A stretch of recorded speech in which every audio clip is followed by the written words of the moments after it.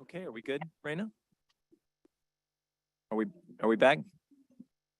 All right, we're back from closed session. City Attorney, is there any reportable action tonight? No reportable action, Mayor and Council. All right, everyone, we went a little over. We started at 4:30. And it's about 6:03 right now. Why don't we take a 7-minute break and we'll come back at 6:10 and start our regular meeting. Thank you.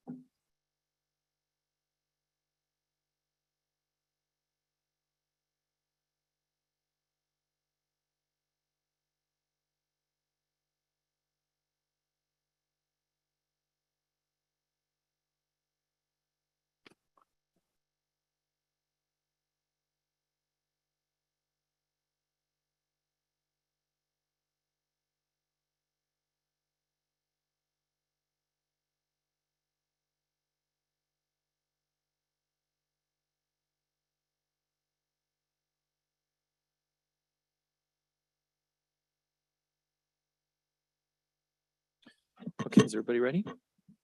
All right, with that, we'll start our Selma City Council regular meeting. It's August 15th, 2022. The time is 6:08, a little earlier than projected, and we are in the Selma City Council chambers at 1710 Tucker Street, Selma, California, 93662. The teleconference phone number is 1301-715-8592. The webinar ID is 891-6864-5005. This meeting is being conducted in accordance with AB 361, which allows governmental entities to conduct meetings remotely. When on the phone, if you wish to address council during the public comment portion of the agenda, press *9 to raise hand, and we will select you from the meeting queue. Press *6 to unmute and mute yourself. Our invocation tonight will be led by Pastor Gilbert Zapata Jr. of the Selma Church of God.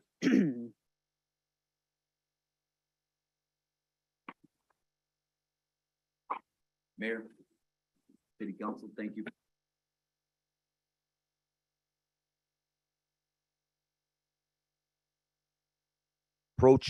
We approach your throne right now in the name of Jesus Christ. We ask, Father, that you are with us tonight during this meeting, that you would give each and every council member the guidance and strength and great wisdom and knowledge, Father, to conduct this meeting, to speak clearly, and to continue leading our great city of Selma. We praise you, we glorify you, and we thank you, God. Be with each member, be with the rest of the city, God. Give them guidance over us, help us, God, and strengthen all of us. In the name of Jesus Christ, we thank you. Amen and amen. Amen. Amen. Stand for the flag salute. Pledge allegiance to the flag of the United States of America, republic for which it stands, one nation, under God.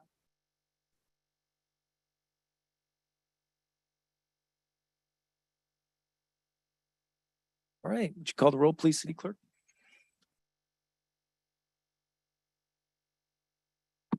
Councilmember Guerra, Here. Councilmember Mendoza Navarro. Here. Councilmember Trujillo. Here. Mayor Pro Tem Cho. Here. Mayor Robertson. Here. Potential conflicts of interest. Any council member has a potential conflict of interest may announce the item now and recuse themselves from discussing or voting on the matter. Oral communications. At this time, any member of the public may address the city council regarding any item over which the council has jurisdiction. No action or discussion will take place on any items raised during oral communication. Items of interest will be referred to the city manager for review. Members of the public will limit their remarks to 3 minutes. Speakers are asked to direct their comments towards the city council to limit liability to the city. Do we have any oral communications at this time?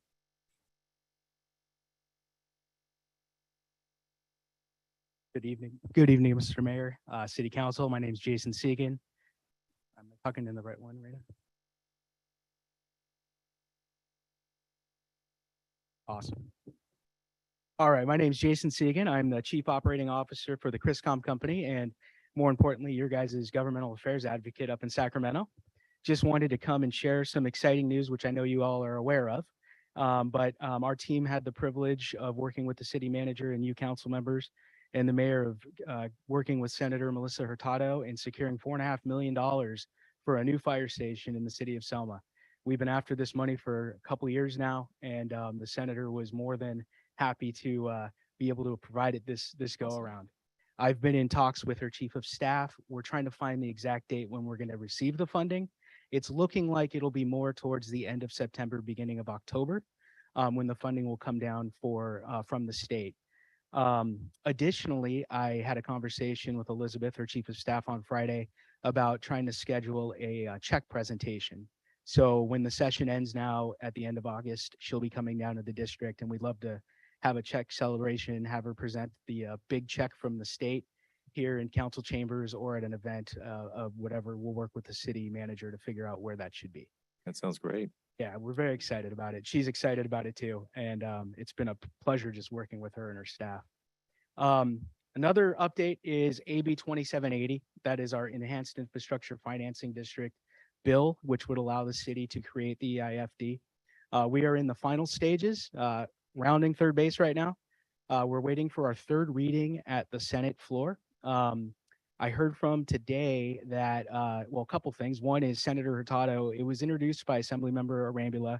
It's been his bill, but Senator Hurtado now is taking over on the Senate floor for us to jockey the votes, make sure everything is lined up there. Our biggest hurdle is going to be the governor's office, obviously. Department of Finance and the governor's office, they're the ones who implemented the restriction on establishing EIFDs in 2015. But I did hear, and I just informed the city manager, I heard today that the governor's office is going to be offering, quote unquote, some friendly amendments to the bill that will make it easier for them to swallow. And we should be hearing about those soon. We don't know what they are yet. I was in conversation with the assembly member's office this afternoon as well. So we're waiting to see what is going to come down from that. So I will be sure to let the city manager know about that. We've established a really good working relationship with the governor's office, had numerous conversations. Councilman Trujillo came up and testified at the Senate governance committee for us when we had that hearing. So things have been moving well. Our legislators are listening, and I think we're going to be on the right track with this. We've just been really engaged trying to make sure the governor's okay with this. We don't want a veto or anything like that. So that's the legislative update on AB 2780. We've also worked on a few grants for you all. One is the body-worn camera and implementation program that was due back in May. We have not heard yet what the outcome of that grant process is. And currently we are working on the infill infrastructure grant program. Emily Engelsgard from my office has been up here numerous times, meeting with developers, working on the 3 different projects that might be viable for this. And that grant is due at the end of this month. So we'll be sure to keep you guys all posted on how things are going. You know, Senator Hurtado was really instrumental in getting us that $4.5 million. She and I have had a really good relationship, and I'll be sure to give her a call tomorrow on the AB 2780 to help us however she can on that. Yeah, too. absolutely. She's been doing a wonderful job with that stuff. And once it's out of the assemblyman side, the assembly side, now we got to pass it over to the other one. And it helps that they both work together very well. So right. That's all the update I have for you now. Appreciate it. All right. Thank you so much. Thank you.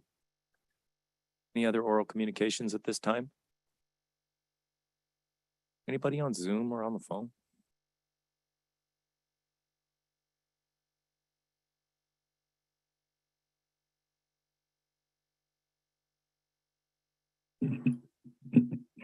As a reminder to the callers we see on the line, please use your raise your hand feature and we will add you to the meeting queue.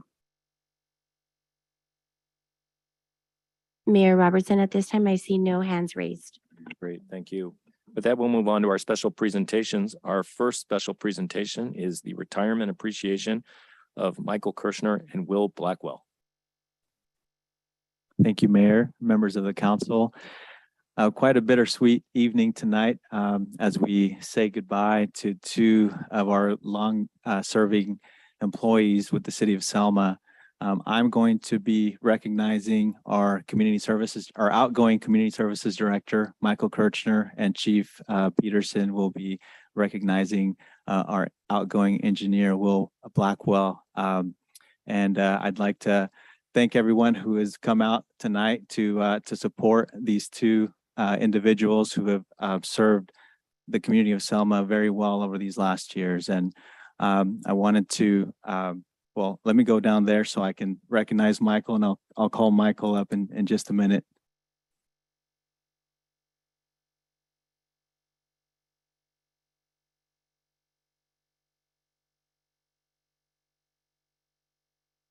So Michael, I haven't been with the city very long, about a year and a half now, but Michael was one of the first people I met here at the city. He did my fingerprinting for my background check when I started here. And you know, that just speaks to the type of team player that Michael has been with the city. Anything that he's been called upon to do, he has done gladly and in the spirit of helping the city.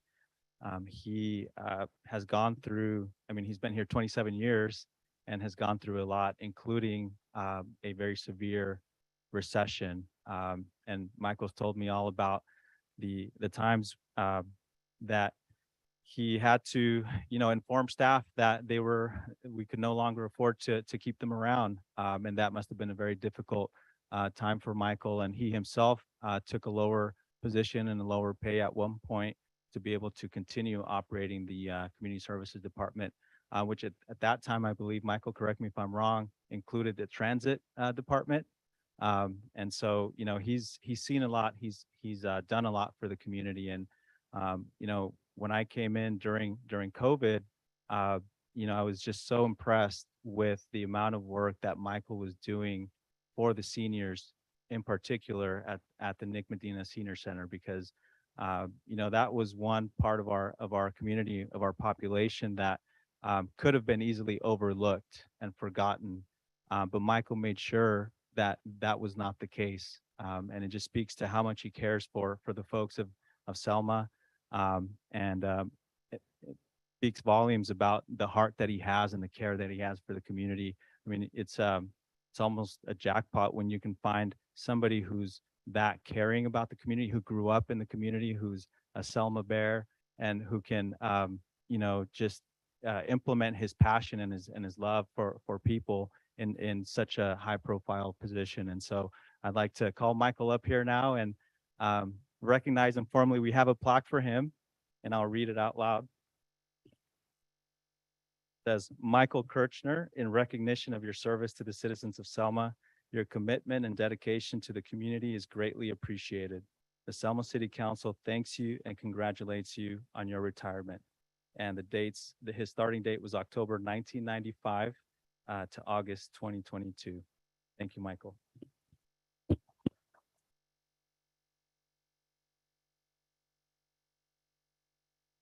And we also, you know, one of the traditions in Selma is to give a retirement watch to each retiree. And we give them the option of going to the jewelry store and picking out their own watch. And Michael has made his choice here. So here you go, Michael. Congratulations.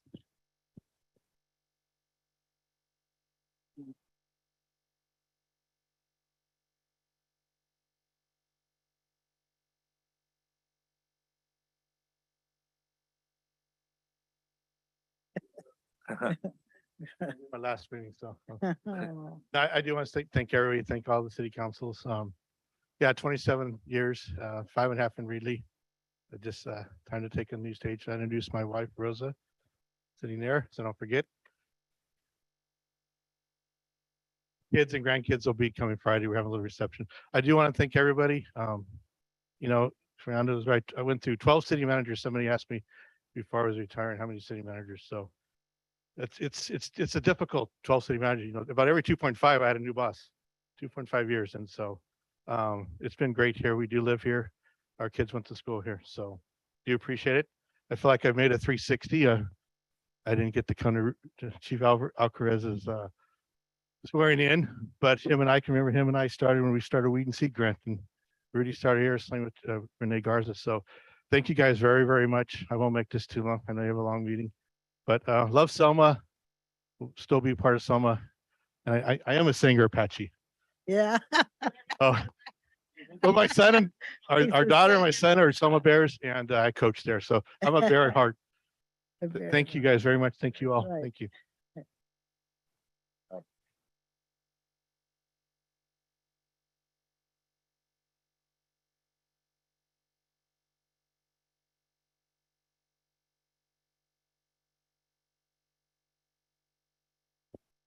Thank you, Mr. Mayor, members of council. It's my pleasure tonight to recognize engineer Will Blackwell.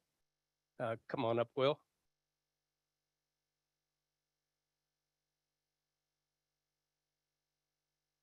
Will has been with the city for almost 21 years. He started almost a year to the date after I did. So we've spent our whole careers working together. He started in November of 2001 and retired just recently in August of 2022. Will retired as a driver, operator / engineer, and served in numerous capacities throughout his career with the department. He was our SCBA tech, which the air packs that we breathe, he was responsible for maintaining them and making sure, testing them, making sure they were in proper working order. He specialized in hazardous material responses, worked on radios and the ordering of a number of other pieces of equipment and stuff. Not only did Will serve his community here, but he also spent 24 years in the military serving our country. He spent 8 years of active duty in the Navy prior to joining the City of Selma Fire Department. And while he worked for us, he spent 16 years in the Air Force Reserves working as a flight medic, where he also served in 3 tours of duty during the Iraq and Afghanistan wars. 2 tours were spent in Afghanistan and 1 was spent in Kuwait. And he spent his time flying and treating our injured service members.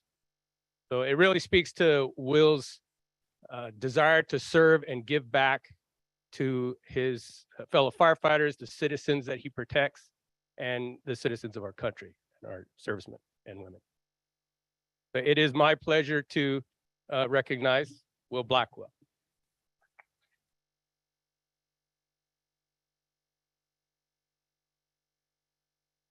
So on behalf of the city, Will, we also have a plaque that in recognition of your service to the citizens of Selma, your commitment and dedication to the community is greatly appreciated. The Selma City Council thanks you and congratulates you on your retirement, November 2001 to August 2022. And we also have your retirement watch. And on behalf of your fellow firefighters, I'd like to present you with this plaque.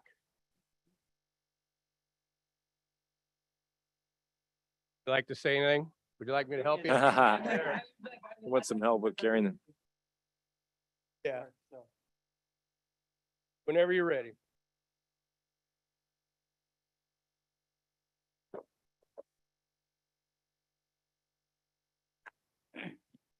So I'd like to thank the city council. Great opportunity to build this up.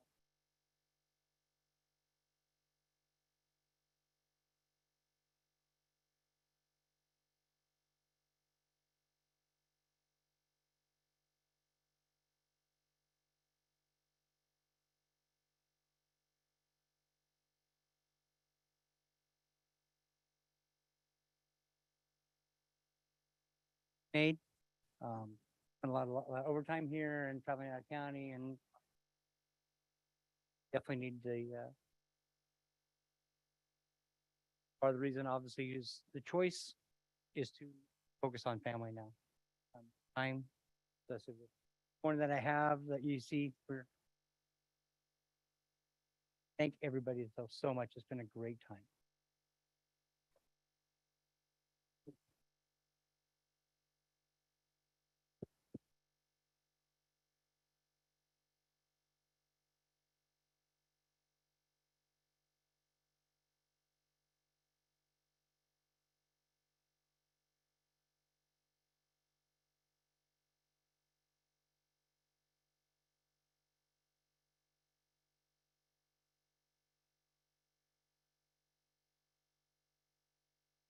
On behalf of the city, we're going to miss both of you very much. And Mike, I'm going to miss having your reports at the city council meetings.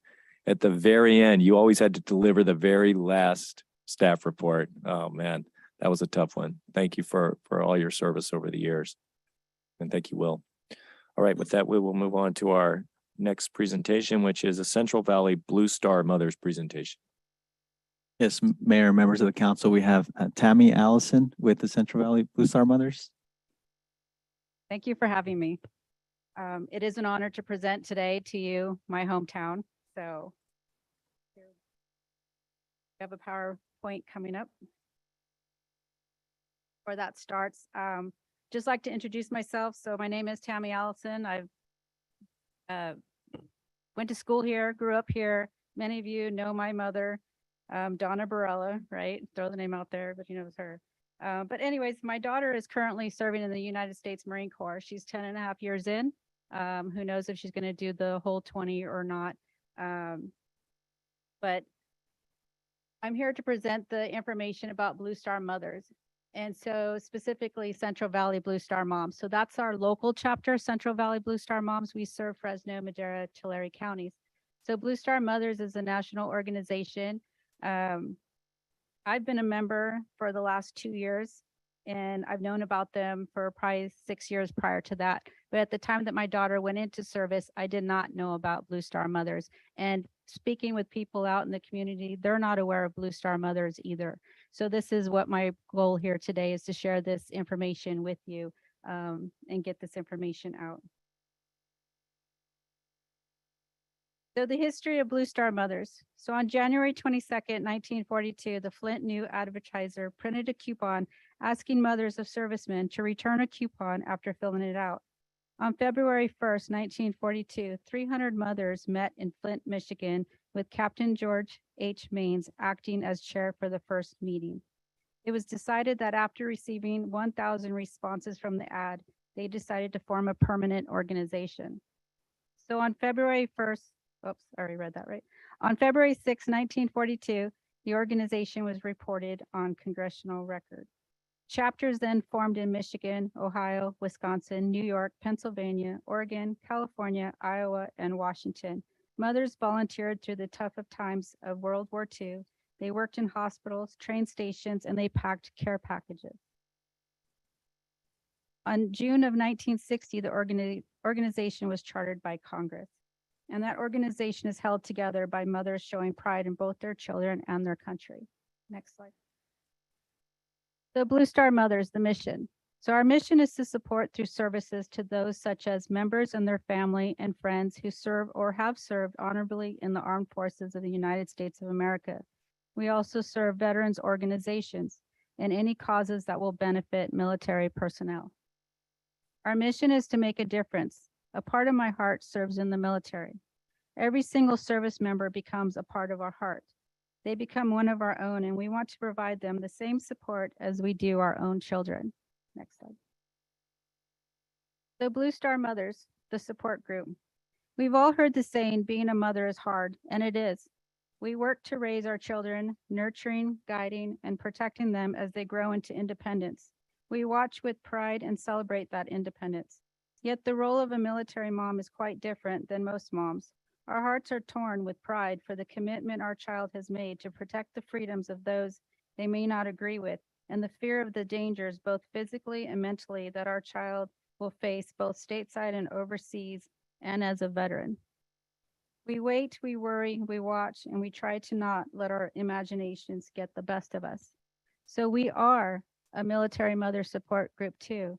We not only support our military forces and our veterans, but we also play a key role in supporting each other, giving them that shoulder to lean on in the middle of the night, or that phone call whenever they need to talk to somebody of what they're going through at that time.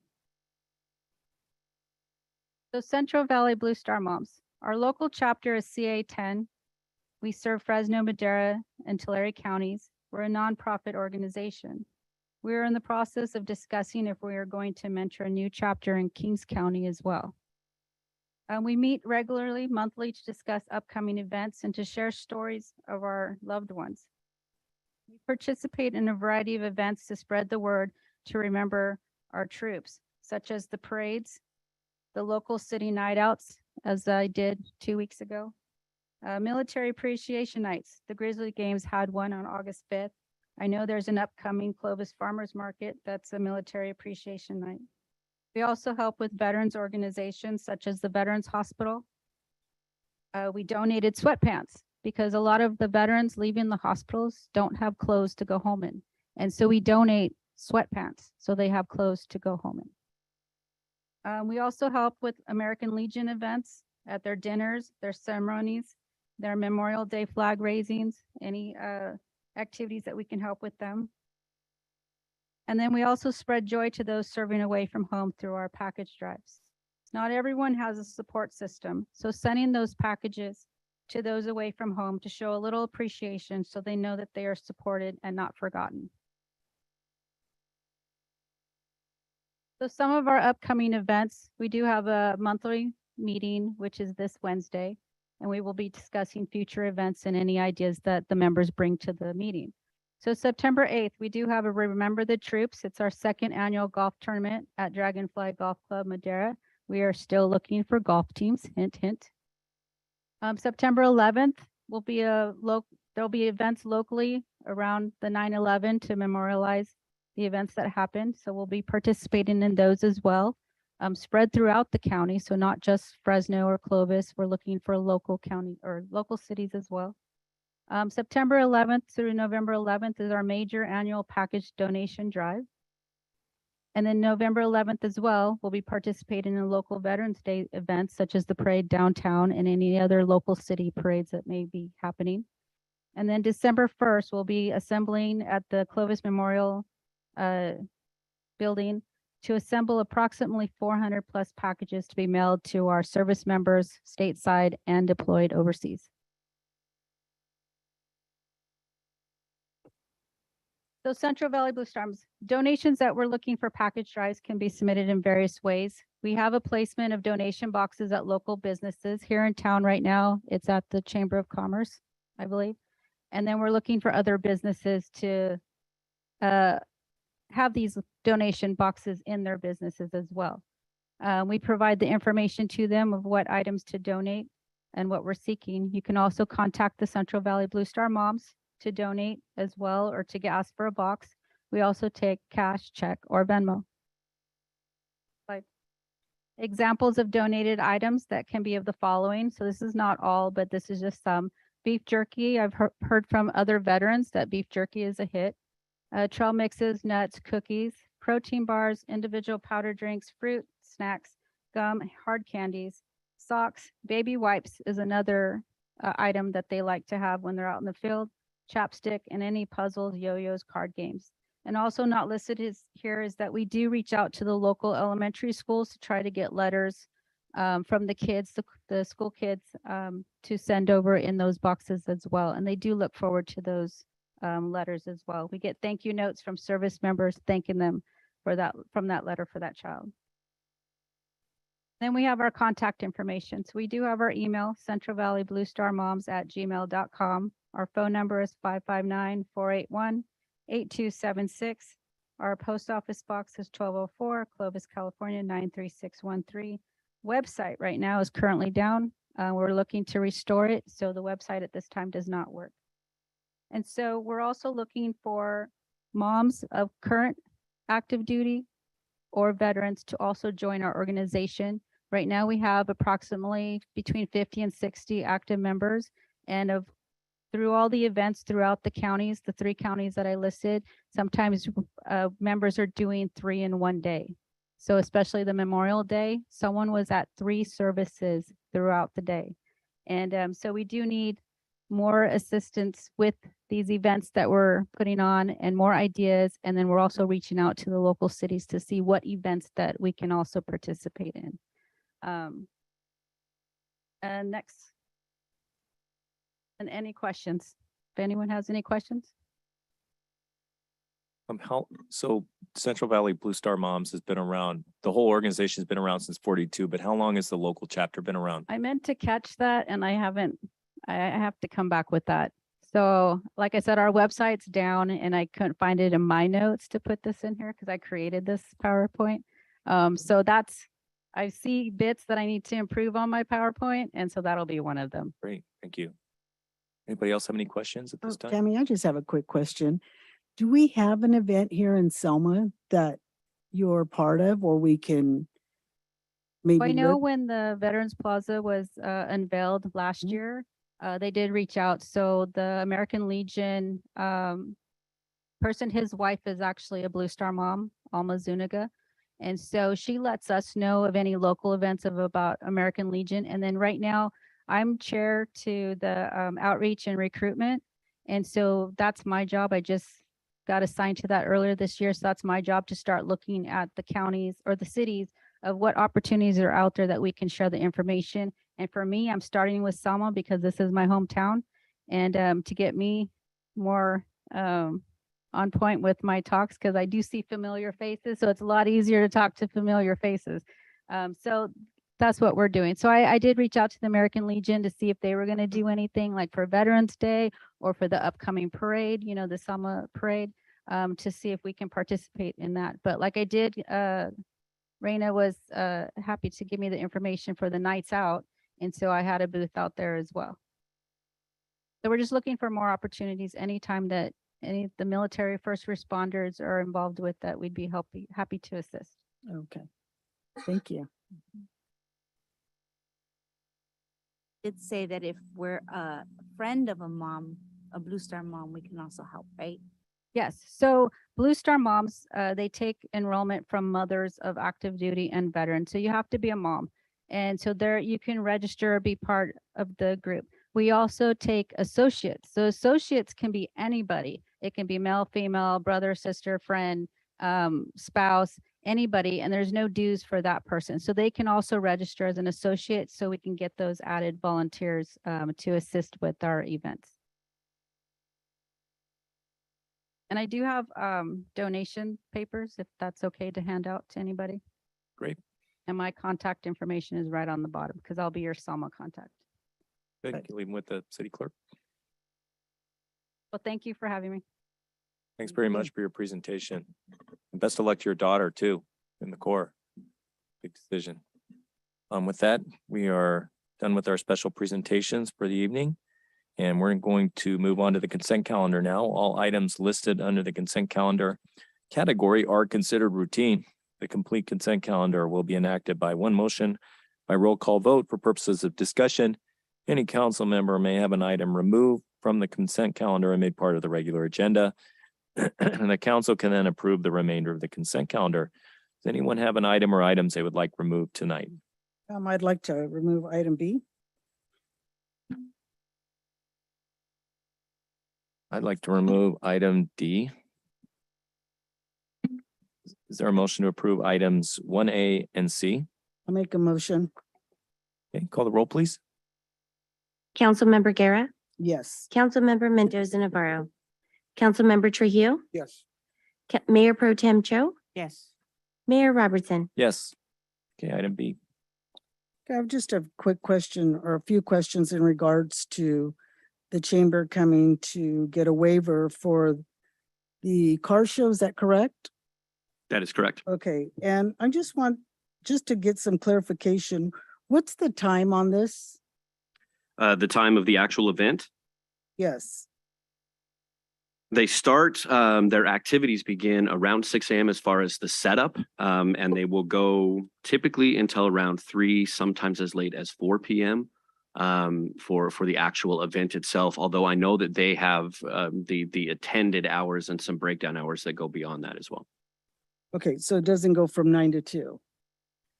Is as far as that's what they anticipate the people in full attendance being at, but there is some of the setup and breakdown that we know goes outside those hours, which is the reason why you'll see a 6 a.m. to a 3 p.m. that's listed on their application. I mean, the reason I'm asking is because I get so many citizens that are always coming to me and asking me, why are we having a car show that's only from 9 to 2? Mm. And what they've addressed to me, and I myself have witnessed it because I attended Dinuba's car show, and they do an all day event. I mean, you're talking from 9 to 12 midnight. And what the citizens have voiced and what their concerns are is they're saying, why can't we do something like Reedley does or something like Dinuba? You know, they say by the time 2 o'clock comes around, you know, half of these people are getting off work. They don't even get to attend it. So that's what the complaint is. And also, why can't we make it a bigger event? I mean, it's always been 9 to 2. I mean, why can't we have food vendors like people want, or do a taco throwdown, or have a band that could come in and play from, 7 to 10 or 12, or however the other bands do it, or other cities do it. I mean, the thing I'm asking is because I've asked this before. I asked for a financial report in regards to how much money is the chamber making on these events, and I still haven't received anything. We just mentioned July 3rd, and from what Mayor Pro Tem stated, it was a success. So I'm just wondering if the chamber's collecting public funds, which we're now giving them 44,000 we're expecting the other nonprofits like the Boys and Girls Club, the Animal Shelter, now Legacy, they all have to submit us financial reports. Why isn't the chamber submitting us a financial report? They're collecting public funds. It's the council's desire to amend the agreement with the Chamber of Commerce to require that. We can certainly have that discussion with them.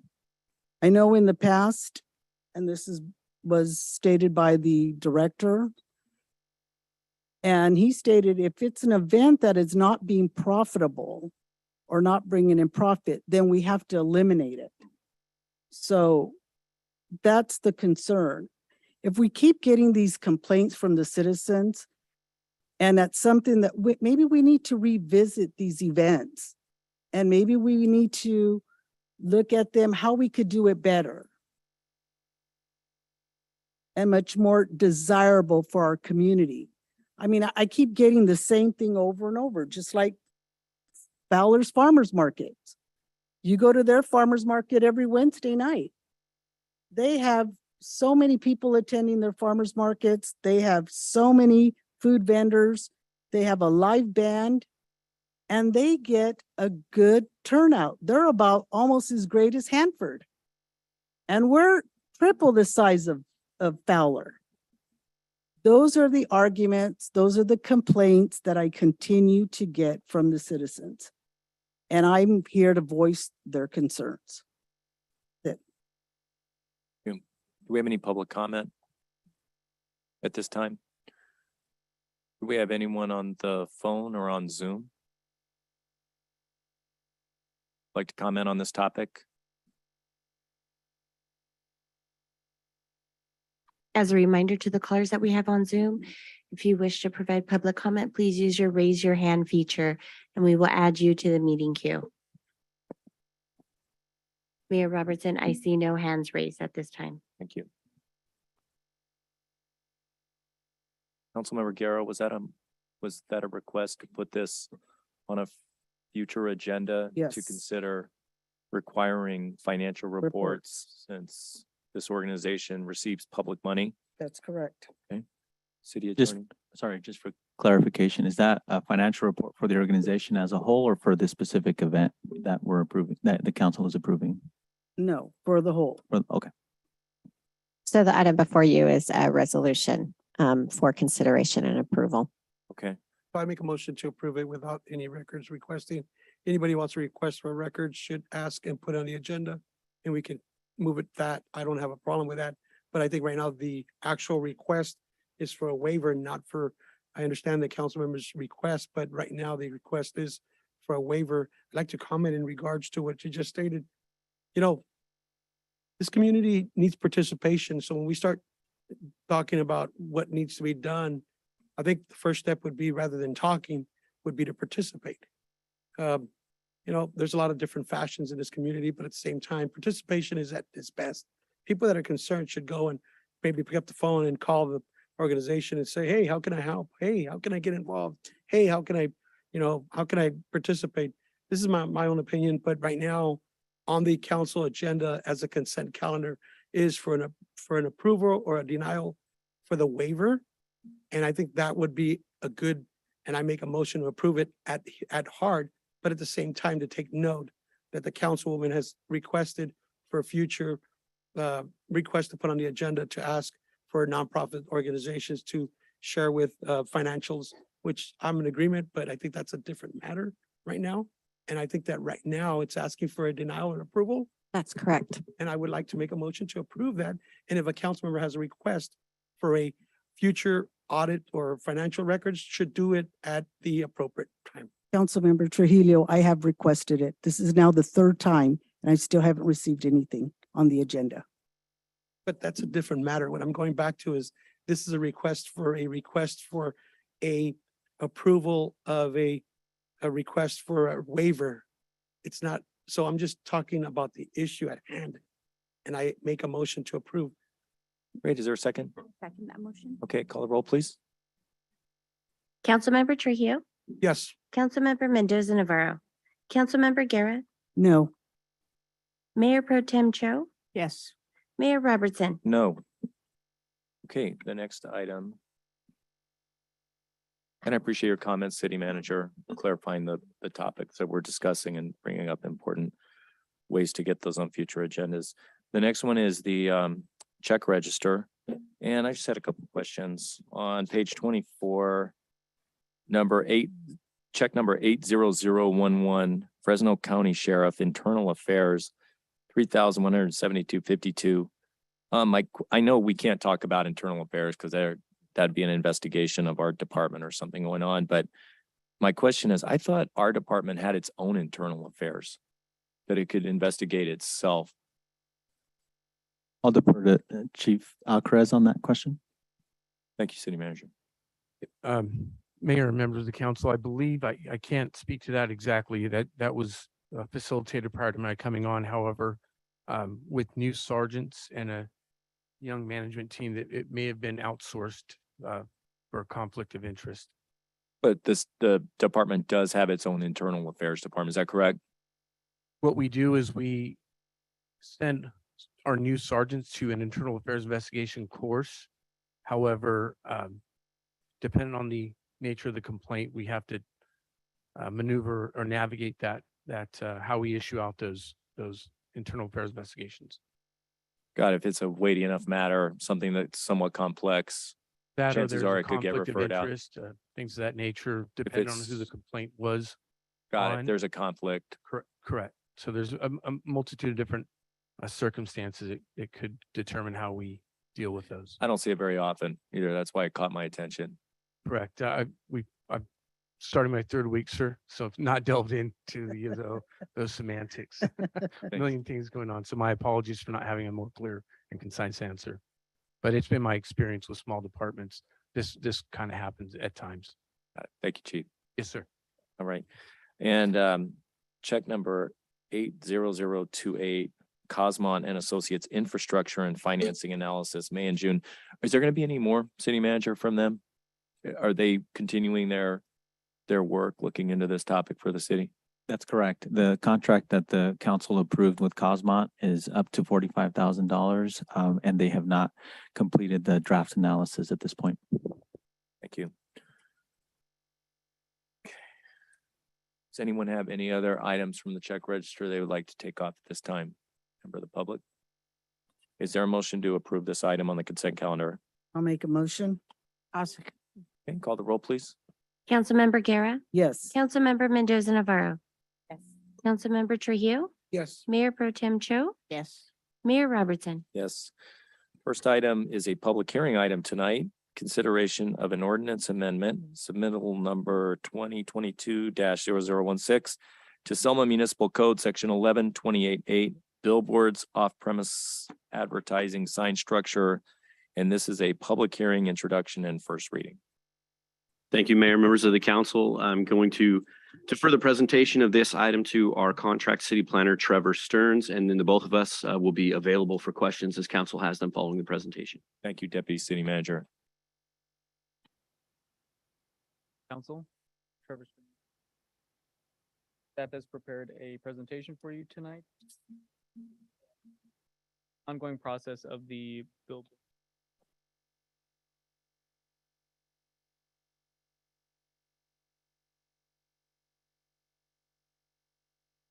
Trevor, will this be on the website, this report?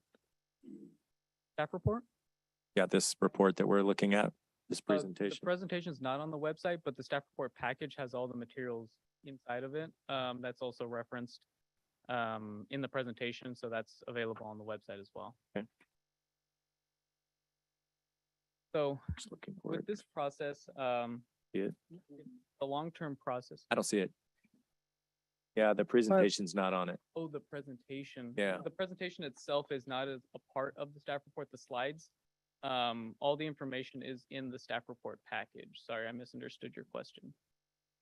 Okay, so all this information is in here. We can make the slides available after the meeting. Get an email, all the council members of the presentation. Absolutely. Council good with that? Yep. Thank you. This process has been an ongoing process working with stakeholders, particular applicants about the billboard zoning text amendment. As you're already aware, back in 2021, Planning Commission was presented with an applicant-driven application. That number is 2021. That was to amend section 1128.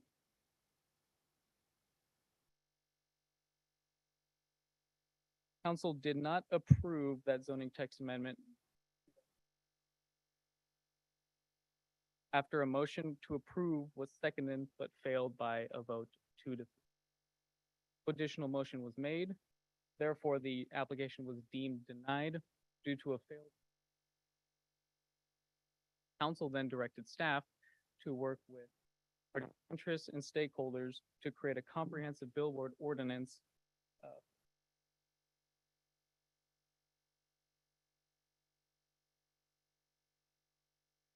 With council's directive, staff conducted multiple interviews, parties of interest, and a roundtable discussion with companies and state vested interest in the billboard.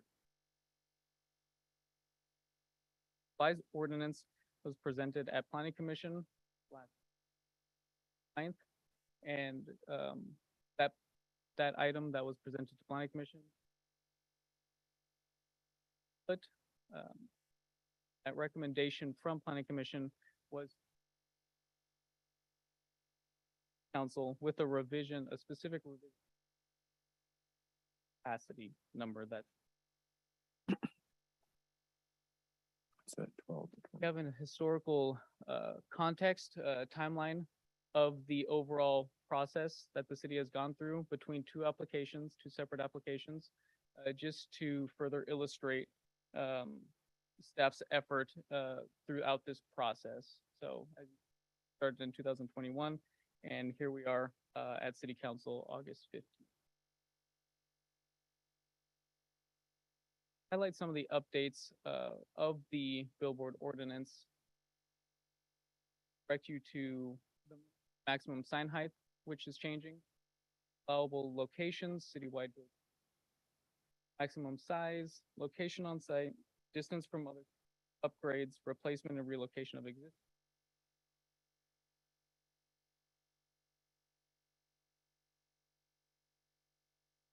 Allowable locations, as illustrated on the map, would expand to all M1 and M2 zone properties, which are commonly referred to as industrial properties, with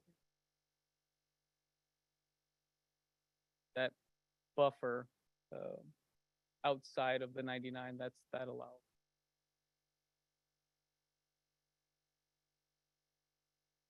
Have a representation of what the billboard ordinance could produce. Right now, that's allowable to be built within the city of Selma.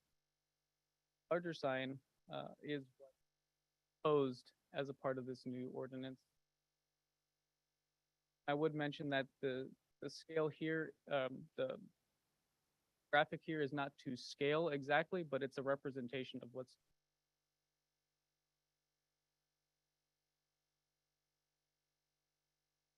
So CEQA defines this ordinance as a project, and therefore we have to go through the CEQA process. This project is considered exempt.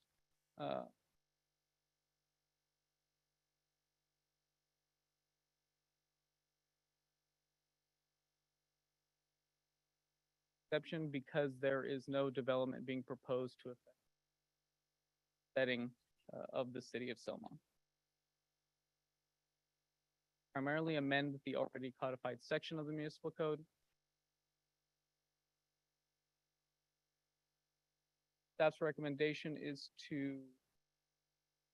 for City Council to approve the zoning text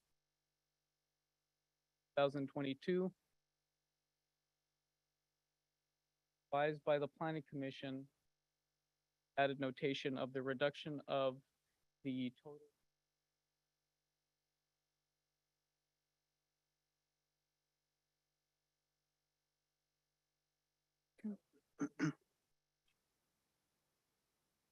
So this is a public hearing, so we'll refer the matter back to council. Are there any initial questions at this time before we open the hearing to the public? Not, we will open the hearing to the public and take public comment for and against this proposed ordinance amendment. Anyone like to step forward and address this ordinance amendment at this time?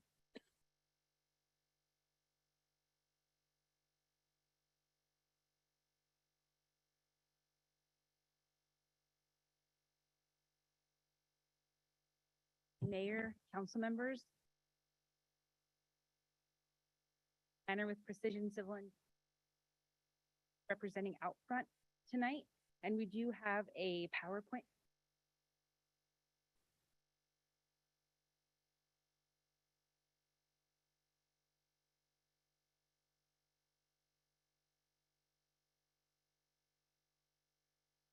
And for clarification, she still gets 3 minutes as a speaker. Is that correct, City Attorney? That's correct. So you can go ahead and go.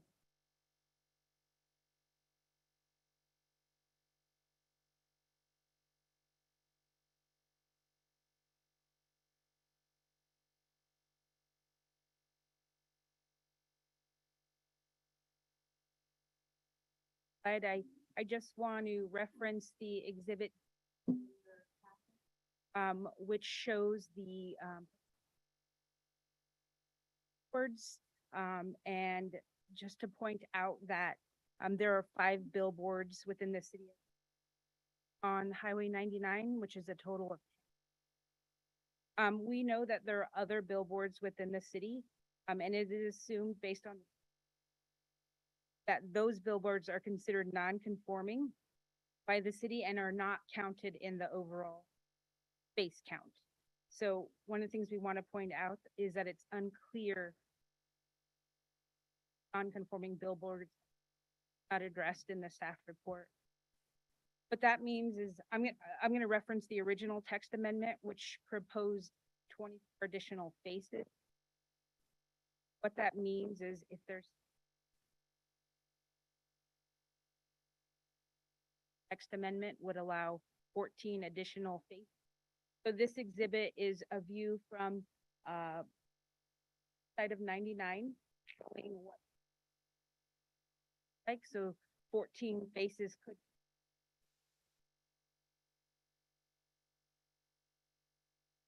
so we would like to add language to the text amendment that states billboards can't exceed the current number in existence instead of allowing the city to 12 or 24 billboard faces. Allowing the number of billboards originally proposed would result in the overconcentration and visual blight within the city as this. So again, this slide is depicting the north end of Selma along the 99, and this is showing billboards spaced at 500 feet apart, which is what is in the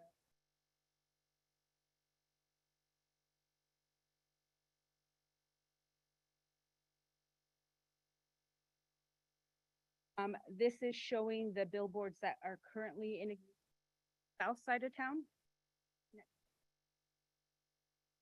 One of the things that came up at Planning Commission was that the city of Fowler and the city of Fowler and the allowance of billboards. Out here, this is a view of Fowler, and the city of Fowler only has 2 billboards.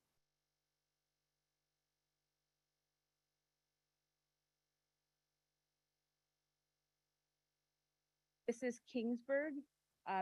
There are no billboards currently within.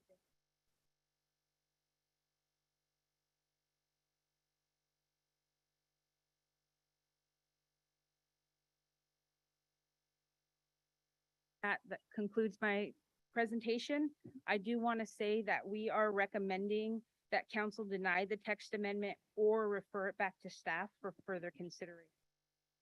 Thank you.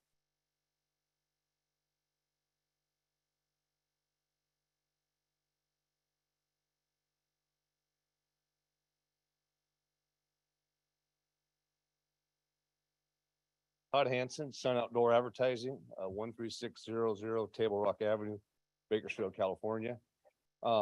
Just before the timer gets going here for a second, these digital billboards are there's always a gap inside these rotations, and we should be motions on these digital billboards that are out on the freeways at no cost, right? Free creative design and all that stuff. So, you know, the Blue Moms and all, we should be having those things up on our billboards. And we do this down in Bakersfield. We have a tremendous relationship with Mayor Go and the city council, et cetera. And I think we should be using these signs that have open space, which we do, a couple of slots each here and there. Our shows, whatever it might be. Wanted to put that out there. I'll get a flyer from the Blue Moms and work with somebody here from city council or from the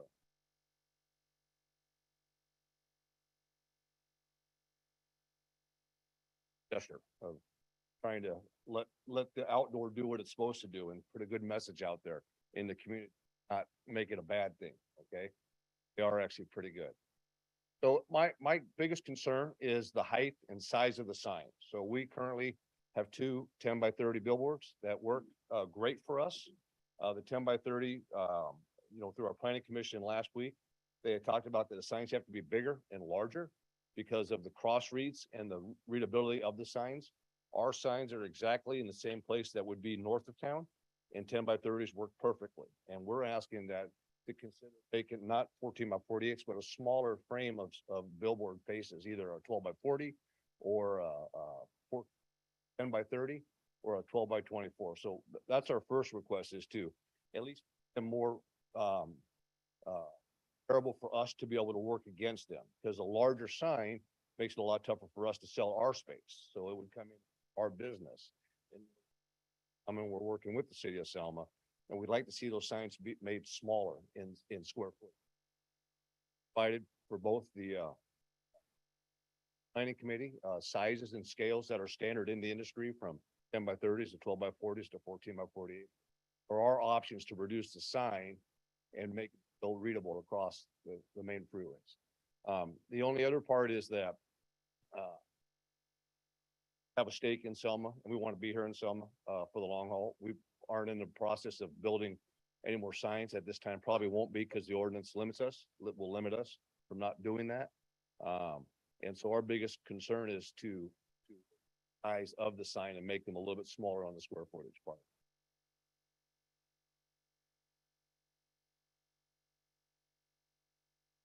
Thank you.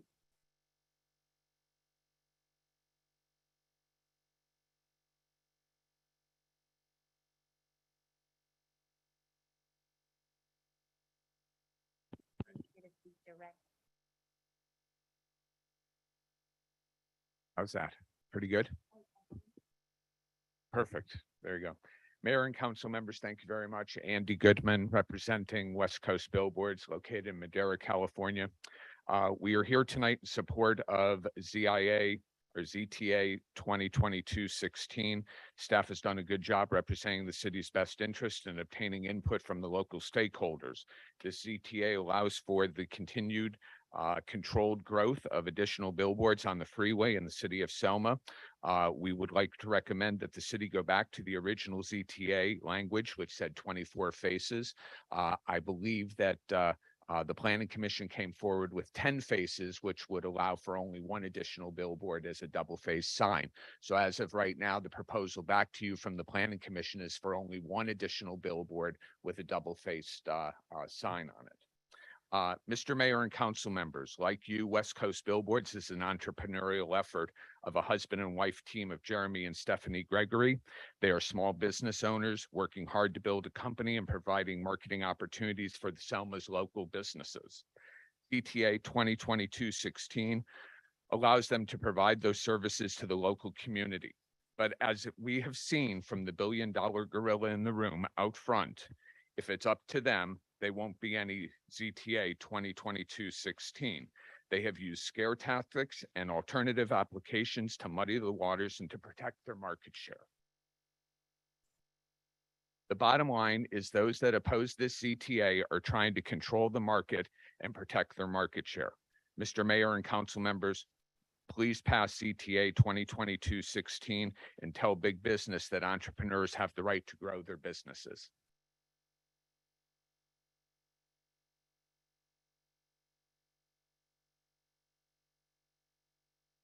Good evening, council members. My name is Armin Devedjian. I am a licensed architect in the state of California, here on behalf of Outfront Media.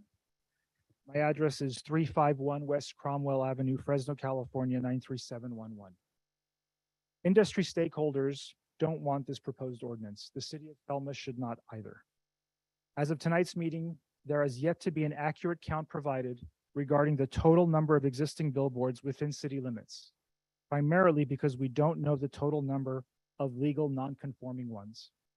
And although the deputy city manager insisted at the planning commission meeting last week that the number of legal billboards was 3 signs with 6 faces, in reality, it's 5 signs with 10 faces. So frankly, even if we were finally provided a number, I am not sure we could be confident in its accuracy.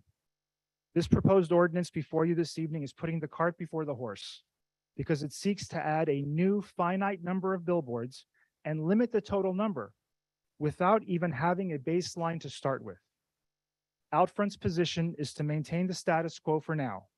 This may seem counterintuitive since we are an outdoor advertising company, but even greater than our desire to sell ads is our desire to limit unnecessary, unsightly proliferation and not harm the aesthetic appearance of Selma. We want competition. We want a fair playing field for all sign companies to compete: Outfront, Sun, Lamar, and West Coast. This proposed text amendment does the opposite. Outfront submitted a separate text amendment more than 3 months ago, which seeks to not exceed the current number in existence. We believe that proposal deserves a fair hearing prior to the vote on this one. The process was inclusive, but it was not collaborative. The mere act of our being present at the 3 meetings did not result in the majority's position being incorporated in the final work product. Growing up, I had many friends in Selma and Fowler.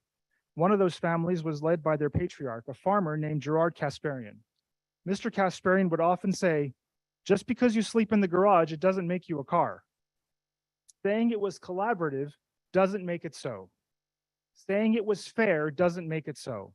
Saying you only have 6 sign faces when you actually have 10 doesn't make it so. We fully understand that not every idea is a good one, and we are not suggesting that collaboration requires incorporation of bad ideas. However, the process to us seemed predestined and predetermined. Council members, 3 of the 4 sign companies active in the Central Valley are opposed to this ordinance. Therefore, we encourage you to deny this text amendment and vote no on the proposed ordinance. Thank you very much.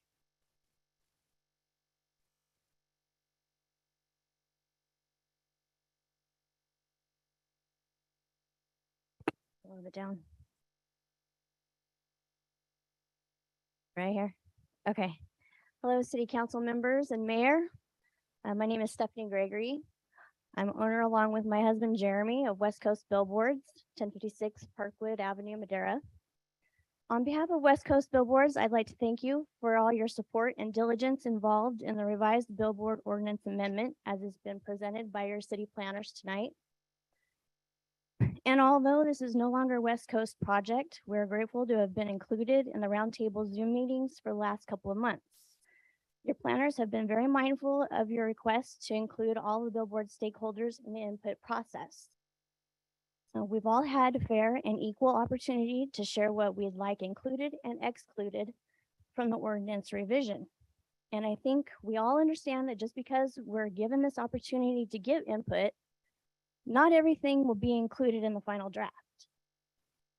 At this point, we feel everyone that wanted to be involved in this has had their ideas heard, considered, and we also realize that you'll never have everyone in the competing industry 100% in agreement with the outcome. Someone will always leave feeling they didn't get what they wanted, or they weren't successful in blocking the competition from getting what they wanted. That's just the nature of things. Our main goal in all of this from the beginning has just been to update the city's ordinance and get it more in line with Caltrans outdoor advertising regulations that we all follow in the industry. I think your planners have taken every suggestion into consideration and come up with a revised ordinance amendment that's good for the city of Selma, And it will also benefit all the billboard stakeholders that want to do business within Selma. Although we don't currently have any billboards in Selma like our competitors do, we do look forward to being able to once this ordinance amendment has passed. It's been a long process, and we thank you for the opportunity to open our business within your city. And we hope you'll vote yes in support of the Billboard Ordinance Amendment as it has been presented by your city planning team tonight. Thank you to the planners for all their hard work, and thank you, City Council.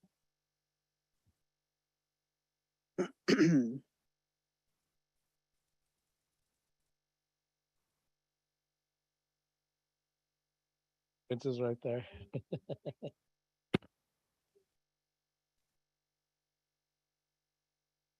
Good evening, Mr. Mayor, members of the council. My name is Mark Duran. I'm with Outfront Media in Fresno. Address is 5678 East Shields Avenue. I am here to speak this evening against this proposed ordinance.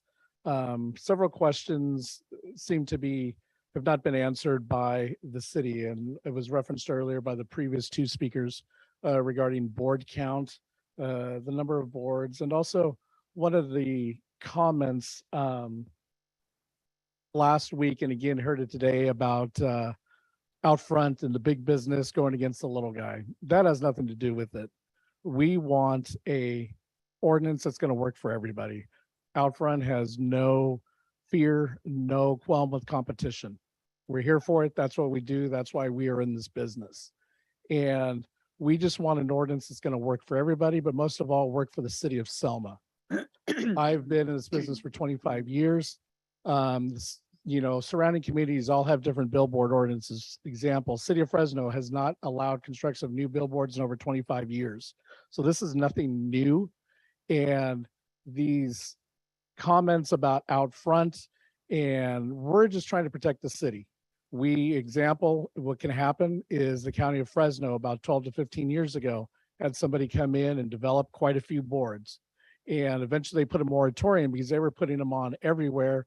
Height didn't matter where it was, because their whole hope was ultimately to sell the company to one of the larger companies, Out Front, Lamar, Sun, anybody like that. So when somebody comes into a town, city to do that, it's not good for the industry, gives us a black eye, and it also not good for the city aesthetics. And that's one of the main things that I think the city here and you folks have been charged in by your constituents placing you up in these chairs this evening. So with that being said, if there are any questions, I'm more than happy to answer, but please let it known. Out front is not trying to keep anybody out, does not want to keep anybody out, just wants a fair ordinance. And when 3 of the 4 companies involved in business or trying to be involved in business in the city don't agree with this ordinance, I think that says a lot. Thank you.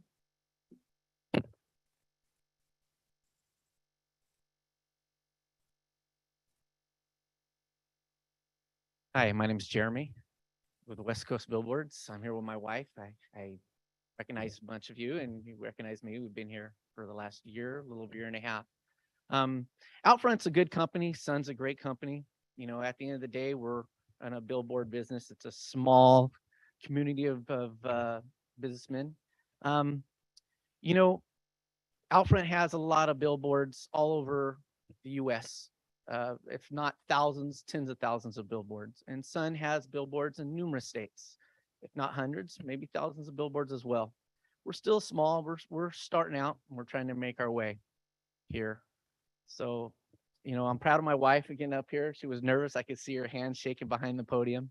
And, we're hoping to be a part of your community. We're bringing something a little unique. I listened to the concerns that Outfront has about overbuilding in your city. And the planners already showed you along those Highway 99, the little small areas that we're going to build. We're hoping to build, I should say. And not every location will qualify for a billboard.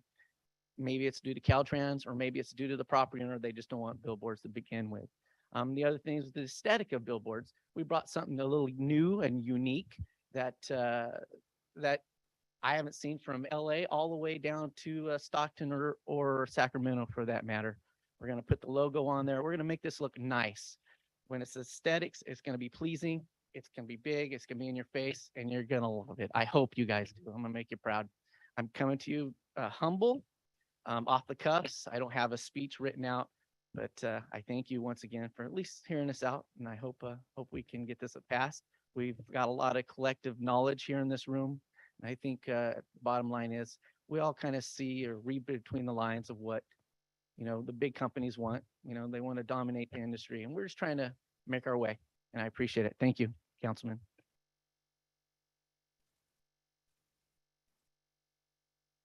Anyone else with a comment at this time?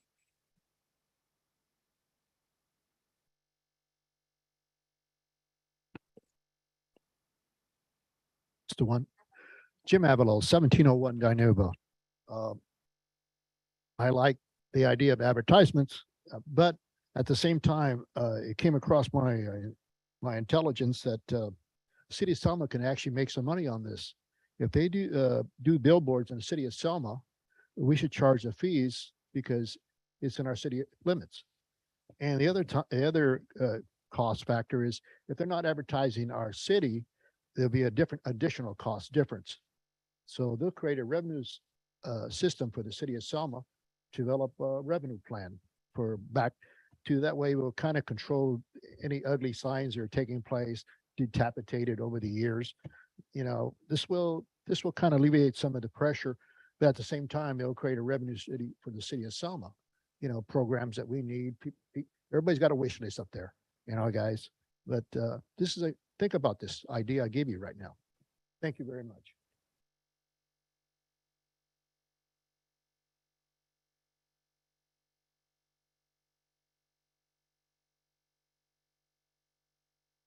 Teresa Salas, 1701 Dinu Avenue. I don't know if I can talk to you. I'm on the Planning Commission. We heard this last week. One of the things that was our concern was that first slide where they had all the signs lined up along the freeway north of Selma. So I would just caution that when you're speaking as an individual and not speaking on behalf of the Planning Commission unless you have that express authority from the Planning Commission. Just from my point of view, when we saw, that was one of my concerns, that there was a lot of signage there, that potential signage. And in your packet, you'll see that we voted to reduce the number of signs that could be put up to prevent that oversaturation of billboards. But I personally agree that we should open this up to allow more than 5 signs in the city. As long as the city has control over those signs being put up, then, we can dictate where and how many that we want up. But it is a good revenue for the city as far as, fees and things like that, business license fees, et cetera. And it doesn't necessarily have to be a business that's not located in Selma. It could be local businesses can buy those signs if they want to. So it's bringing attention to the city of Selma. I think that would be to our benefit to get people to stop and see Selma. And the larger signs make it easier to see the sign instead of, I know I have trouble on the smaller signs, and you kind of stop, pull your eyes away from the street long enough to kind of look at a smaller sign. When it's a big one, you can kind of glance at it and you've gotten the whole message right away. So I think as far as like a safety concern, I think having a bigger sign might be helpful also. Thank you. Could the record be shown to reflect that Ms. Salas was representing her personal views and not conducting a meeting from the Planning Commission? Thank you.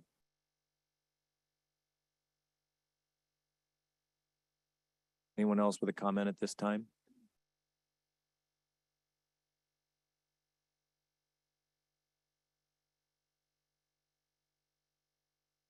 (1057) Mill Street, Rose Robertson. I think us as business owner ourselves, we have an insurance agency, and we're agency, and there's nothing wrong with being or having competition out there. So I think would be a good thing to have these signs and, you know, it would also beautify our freeways as well.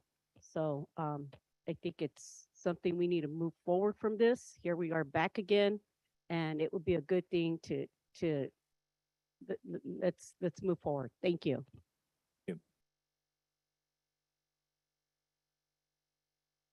Any other comments at this time from members of the public who are here in the chambers? Do we have anyone on Zoom? Okay, would you like to say anything?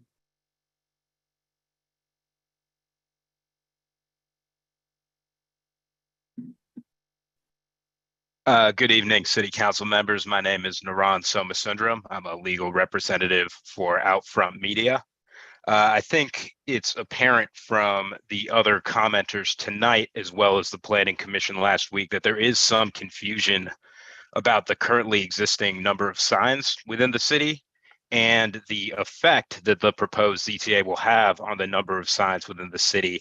And this is a concerning problem for one particular reason that I want to highlight. Any zoning text amendment, it needs to be consistent with the existing zoning code and the existing general plan. And one of the important provisions of the existing zoning code is section 1128-1, which sets forth the city's purpose in regulating billboards in the first place. And the purpose of these regulations are to provide a reasonable and comprehensive system to control for signs and to encourage a desirable urban character, which has a minimum of overhead clutter. As city staff has pointed out in their presentation, this amendment would allow billboards in areas where they're not currently allowed, including the northern portion of the city, and will reduce the minimum distance between displays, allowing them to be clustered closer together than they're currently allowed to be under the existing zoning code. Now, what hasn't really been discussed in staff's presentation or amongst the city council is how this squares with the goals and purposes of the existing zoning code to minimize overhead clutter from signs and to provide a reasonable and comprehensive system controlling signs. Since there hasn't been a real accounting of how the proliferation of billboards that will happen as a result of this amendment squares with the current zoning code, we would recommend that the city council at this time either deny the text amendment or better yet, refer it back to staff to seek further input from industry stakeholders about how exactly the zoning text amendment is going to affect the proliferation of billboards, and to conduct a further study of the actual numbers of existing billboards within the city of Selma and how the zoning text amendment will affect that overall number. Thank you so much for your time. Thanks very much for your comments. Do we have anyone else on Zoom with their hand raised? Okay, anybody on the phone? With that, we will bring the public hearing back. If there are no more public comments, we will close the public hearing now and refer the item back to City Council. Okay, we'll reopen. You already spoke, sir. Sorry, you get one shot at it. Thank you. With that, we are keeping the public hearing closed. We're referring the matter back to City Council. Do any council members have any comments at this time? If so, please make them. Travis? A quick question in regards to the size. Clarify that again through what was approved with the commission and. So the revision to the original zoning text amendment and what was revised by Planning Commission was the total citywide billboard face capacity. Originally, that was proposed as 24. That was then reduced to 12. So that would effectively allow one more billboard with 2 billboard faces to be located in the city of Selma. Currently, right now, there's 5 billboards with 10 overall faces, 2 for each sign. And I saw the size went from 55 to 50 is what. The sign height was, that was originally proposed as 50 at the planning commission with the zoning text amendment, and that did not change. There was a typo in one of the graphics. Okay. So that may be what you're referring to, but the original zoning text amendment that was presented at planning commission was supposed to be 50. I have a question. Well, first, thank you for the hard work that you guys did. I know that you guys took a long time with this. So to clarify, 12 faces. So only one sign would be able to go up, meaning that only one company can apply to put up a sign. That is correct, yeah. If it were to be a single pole, two facing sign, correct. So, that would only give one person, one company the ability to our application. That is correct. So as a practical matter, I'm sure this happened in other cities. When something like this happens, does anyone know if the other companies increase the size of and remodel their existing billboards to reach that new size, or do they in general stay the same size? It's been my professional experience that I've seen both happen. It really just depends on the location and the desire of that company and what customers they may have or not have, that desire for any type of increase or upgrade within their sign. So I've seen them stay the same. I've seen them upgrade to new regulation. And as long as they don't do more than a 50% change on the sign, they don't have to go through the CUP process again. They just have to submit a permit That for is the correct, sign Mayor. change. Yes, with the proposal the way it is in front of you tonight, that is correct. Most of the signs right now in the city of Selma, if they upgraded to the max square footage and height, would that constitute a 50% change in those signs, or would it be less? Or do we know? About half of the signs would exceed that right now. And if there was any change where they went from a static sign to a digital sign, that would also require a CUP by default, regardless of any type of change in size. That's another change that's being proposed in here, right? That it can become digital. We That is haven't done correct. that before. That is correct. And Okay. I think it's very important to point out that a digital billboard is does not allow any animation in nature. So it is still a fixed image. It is just simply lit as opposed to static print that then has to have lighting shown onto it. Just forgive me for asking this. I think it's in here, but if they are digital signs, is there a difference in distance between the two signs? There is. There has to be 1,000 feet between digital. As opposed to 500 That for is the correct. non-digital signs. 500 feet between static and 1,000 feet between digital. And that is actually a Caltrans. So that's a state regulation, which is obviously the reason why we're being consistent with that. So let's say I have a billboard and it's static, and I have a billboard and it's digital, Mhm. and they're 500 feet apart right now, and I just want to make one digital, but they're 500 feet apart. Does someone have to tear down their sign, or what happens to the one that's 500 feet away? That an upgrade to digital would not be possible for that one because it wouldn't be able to meet the criteria of the 1,000 feet. Got it. So for the existing signs that are digital, that are not digital, they would have to be 1,000 feet from the next digital sign. That is Meaning that correct. sign that's within, say, 500 feet of it would not be a candidate for digitalization. That is correct, Mayor. Thank you. And did we have a count on how many billboard faces we currently do have? We did, yeah, and I'd like to clear up the confusion from that one because that is in the planning commission meeting when I stated 3, the conversation had been focused on signage in the south portion of town, and when I was talking 3, I was focused on those 3 there, not intending for that to mean throughout the entire city right now. Along the area that we're discussing, there is 5 total signs right now, which would equate to each one of those is 2 faced, so that would equate to the 10. Okay, and again, we're talking about billboards. We're not talking about the one like next to the car wash on Whitson. We're talking about ones that are right on 99. That is correct. Is that correct? Within 200 feet of the 99. So this would not take into account any of what's typically referred to as freeway business oriented signs. That's a much larger conversation, in all honesty, that we will be taking on in the future. This would be the entry point for that discussion This down is the line. specific to the billboards themselves. And then when we get to the individual freeway oriented business signage, there's a lot more signing that we'll be addressing and discussing at that time. And I like the provision about the maintenance, section 4, billboards shall be maintained, safe, presentable, and good structure. That I think that's really important, and we need that in the city. That's a great improvement.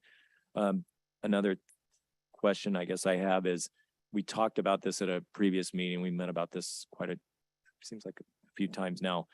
Will the City of Selma crest seal be, the logo be required, mandated to be put on the pole of each new sign? Is that going to be a mandate to advertise our city? There was design criteria that I know had been proposed from signage in the past within the draft ordinance. Trevor, if you want to touch on that right there. The discussions that we had back and forth for staff was that it would not be a recommendation. But Trevor, do you want to touch on some more of the history of that one? I know the history predates me on that specific conversation, so I want to make sure that it's accurate. That was specific to electronic billboards. However, during the roundtable discussions that we've had, it was decided to remove that. But it's certainly within City Council's provision to add that back in to the proposed ordinance. I know a portion of staff's discussion that we had on that was, could there ever be potential for any type of, this has the City of Selma sign logo right there on it, the crest is right there, and yet anything that is paid advertising may not be in line with what the city would want to support, from a policy perspective. And so there was the concern there of the general assumption from the public could assume that is a city-owned item, or it's a city-sponsored, a supported item, right. And that could create some unnecessary challenges in the future. That was my first reaction, but then, and there has been some testimony tonight to the effect that it's also good advertising for the city to have the city logo there too. I mean, it could look really good if it's done well. Yeah, and an applicant, of course, would be completely open to submit that as part of their application package. And so it would not be prohibited. We had just redlined the language that it would be required. And is there any requirement in the digital signs that there has to be any kind of city advertising that's allocated? Nothing specific that's within our ordinance, but that's absolutely something that could be included. Like the one that's right there at Whitson and Floral. The city gets, I think, 8 seconds of that per minute. Okay. On that note, as far as, the logos, I did see that the use allows to have signs, verbiage on the existing, on this little spreadsheet, where it says that any use can advertise on the sign, which then holds what was said earlier, that if we have the Selma logo on there, then, it could be a potential for don't agree with on the signage. Because I did notice that there was no change in the billboard ordinances.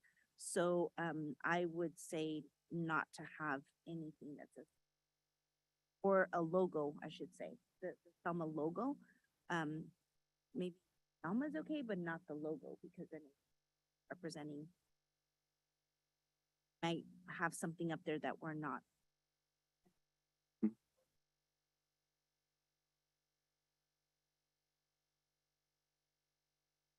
I think the way the other billboard does it is someone has right of refusal on the 8 seconds if the city has an issue. I remember when it first went up, and the company gave the city right of refusal. If they felt uncomfortable with some of the advertising, they could pull it. They could pull the city advertising. That might be one solution there. Okay, so it looks like staff's recommending the 24 billboard faces. That was the original recommendation after considerable discussion at the planning commission. The consensus from the planning commission was to reduce that number to 12. To 12. That did have to do with concern of how many faces ultimately could be placed, and the again, concern of what that could ultimately look like. Staff's recommendation, of course, was based upon that number really acting more as a backstop.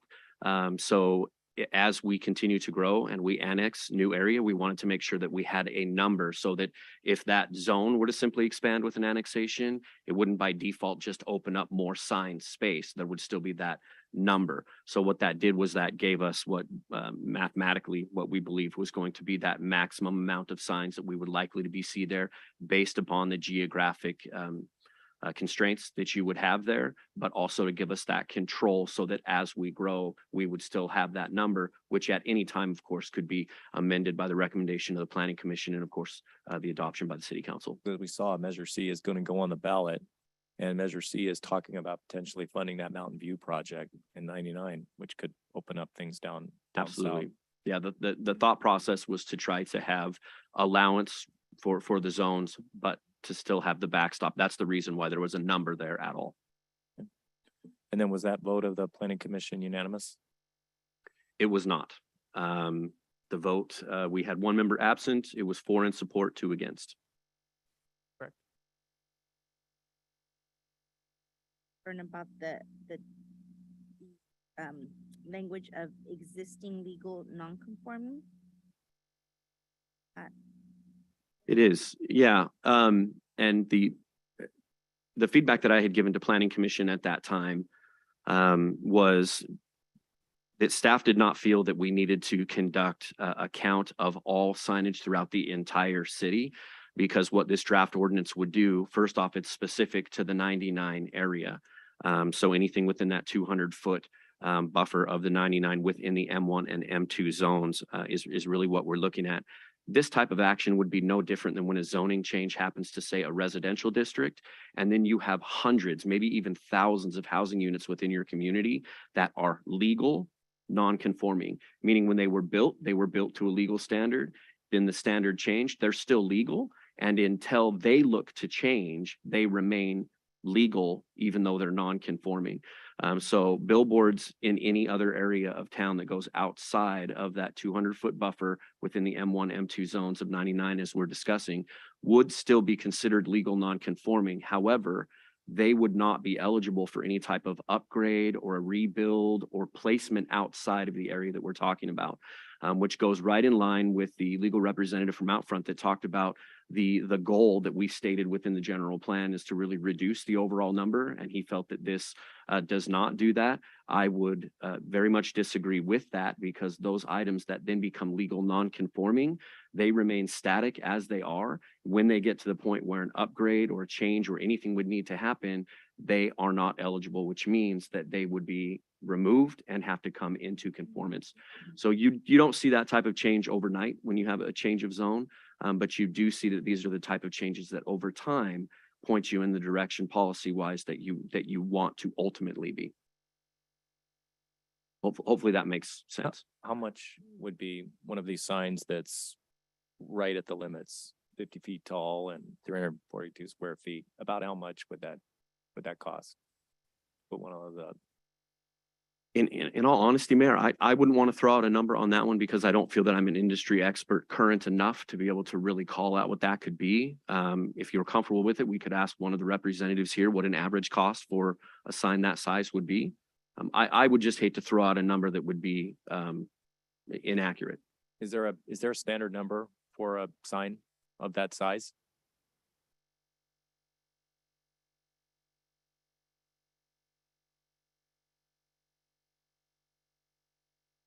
I just like to know the value of one of these, what we're looking at. The average cost of building a static double-faced billboard, 14 by 48, would be between $100,000 and $150,000 to build. Static Billboard. and correct. digital double. Digital sign, when you put the faces on it, is about $750,000. Half a million. All right, so between $500,000 and $750,000. Thank you. Just trying to Yeah. get a handle on the values we're talking about here. Thank you. Yeah, I'm glad I didn't speculate because I would have been way off. Same here. So bringing that back, so the values are considerable. So this is big business. All right. And I'll ask one more question. I don't know if I'm going to get an answer to it. The 4-2 planning commission, did we know if the 2 were against the whole idea of changing the ordinance, or were they against the 12 faces and wanted 24 faces? Yeah, absolutely. I would say overall, that the concern was the number of signs and the height of signs were the two, Those were the objections. the two largest points of conversation. Size would come a close third into that as well, the overall size of the sign. But I would say that the two topics that dominated the most were the overall number of signs that could be placed and the height of those signs. Okay. And we have commissions for a reason. We really should, in my opinion, follow their recommendation when those recommendations are valid. If there's no error. Bringing this back to council. Is there a motion to approve the first reading? There will be a second reading, right? This is a public hearing, so then if this gets approved, it would come back one more time? Correct. It would come back for a second reading. There needs to be 5 days between the first and second reading, with the second reading at a regular meeting. And the motion would be to introduce and waive the first reading. Got it. Thank you. Okay, is there a motion to approve the ordinance amendment to Selma Municipal Code Section 1128.8, billboards, public hearing, to approve this? Believe the council member wanted the City of Selma logo off for all signs, or The Selma logo, but doesn't mean you can't put Selma. the City of Selma on it. Right. You can put the name on it, but you can't put the logo. grape So logo. just for clarification, would you want the ordinance to actually state that the city logo could not be utilized? Because as it were to be read right now, an applicant could come forward with that as part of their design criteria, with the city logo there. So would we want to say that the city logo shall not be utilized? Well, I was responding to what the council member. Right, was and that's what saying. I was asking for the clarification on. I think it's going to be dependent upon whatever motion's made. Okay. So this is a motion to approve this ordinance amendment to increase the sign bases to 24 as staff originally recommended, and to not put the city logo on each billboard. Is there a second or a modification to that motion? And does that include waiving the first reading, Mayor? That does include waiving the first reading. Okay. Is there a second, or is there a amendment to that motion? I'll make a second, but I'd like to amend. I would like to see maybe not the logo, but I would like to see City of Selma stated on there, because that's we're selling. You know, it's our city. We want it to look good. We want all that improvement. And maybe putting Selma and the grapes, because the city of Selma, we represent, we're the capital of the world for the raisin company. So something like that. So that's my modification. Thank you. Can we call the roll, please? Okay, so we have a first and a second with a modification. We can do discussion, right? Discussion? Yes, you can. Okay. I just want to make sure. So is it 12 billboard faces? Now I'm confused again. Is it 12 billboard faces or 24? I made the motion for 24 with the City of Selma, not the logo, but the name.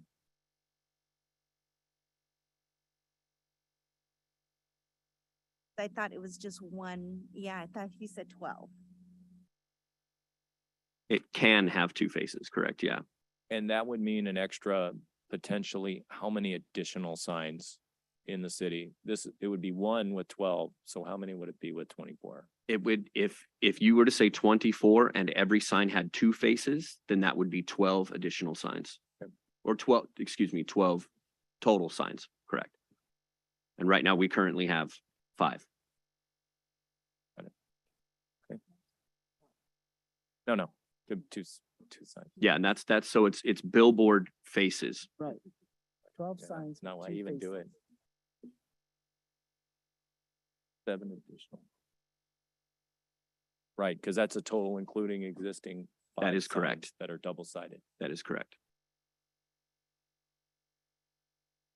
Earlier I asked, that means if we have a total of 10 faces, then we have one more pole, and that will make it the 12, right? I said, if that were a double-faced sign, you could have one more. 5 that are current are not double. They are double face, which means that there's 10 right now. We have 5 signs. Each one of them has 2 faces. So they have 10 total faces in place right now. So if the recommendation were to be like the planning commission's recommendation was to have a total of 12 faces, that would be one more single pole sign, 2-sided, 2 faces on it. And since the companies aren't gonna go out on these $250,000 signs and redo them all right away, this really wouldn't have a lot of effect if we decided for just one sign with 12 faces. Okay, so we've got our motion, we got a second. Can you call the roll, please? We had an amended second. Mayor, did you want to amend your first? Sorry, So he is agreeing with that amendment. I'm agreeing with the Okay, amended thank you. motion. Mayor Robertson, Yes. Councilmember Guerra, Yes. Councilmember Mendoza Navarro. Councilmember Trujillo. No. Mayor Pro Tem Cho. Yes. Yeah, we'll move on to our next item, which is a regular, actually, it's 10 till 8. It was kind of a long one. Why don't we take a 5-minute break and we'll come back at 7:55.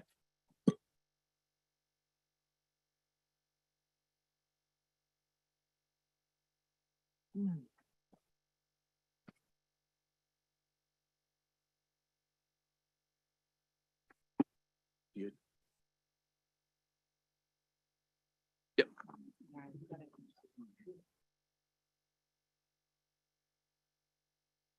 We got here. I don't think there's really anything else in all honesty. Yeah, while you're driving. Sounds good.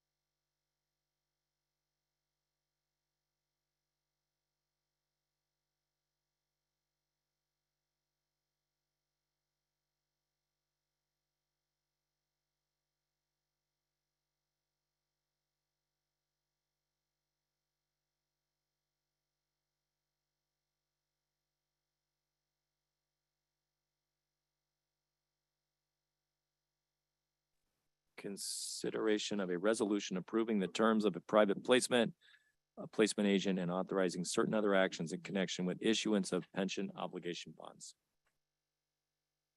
Thank you, Mayor, members of the council.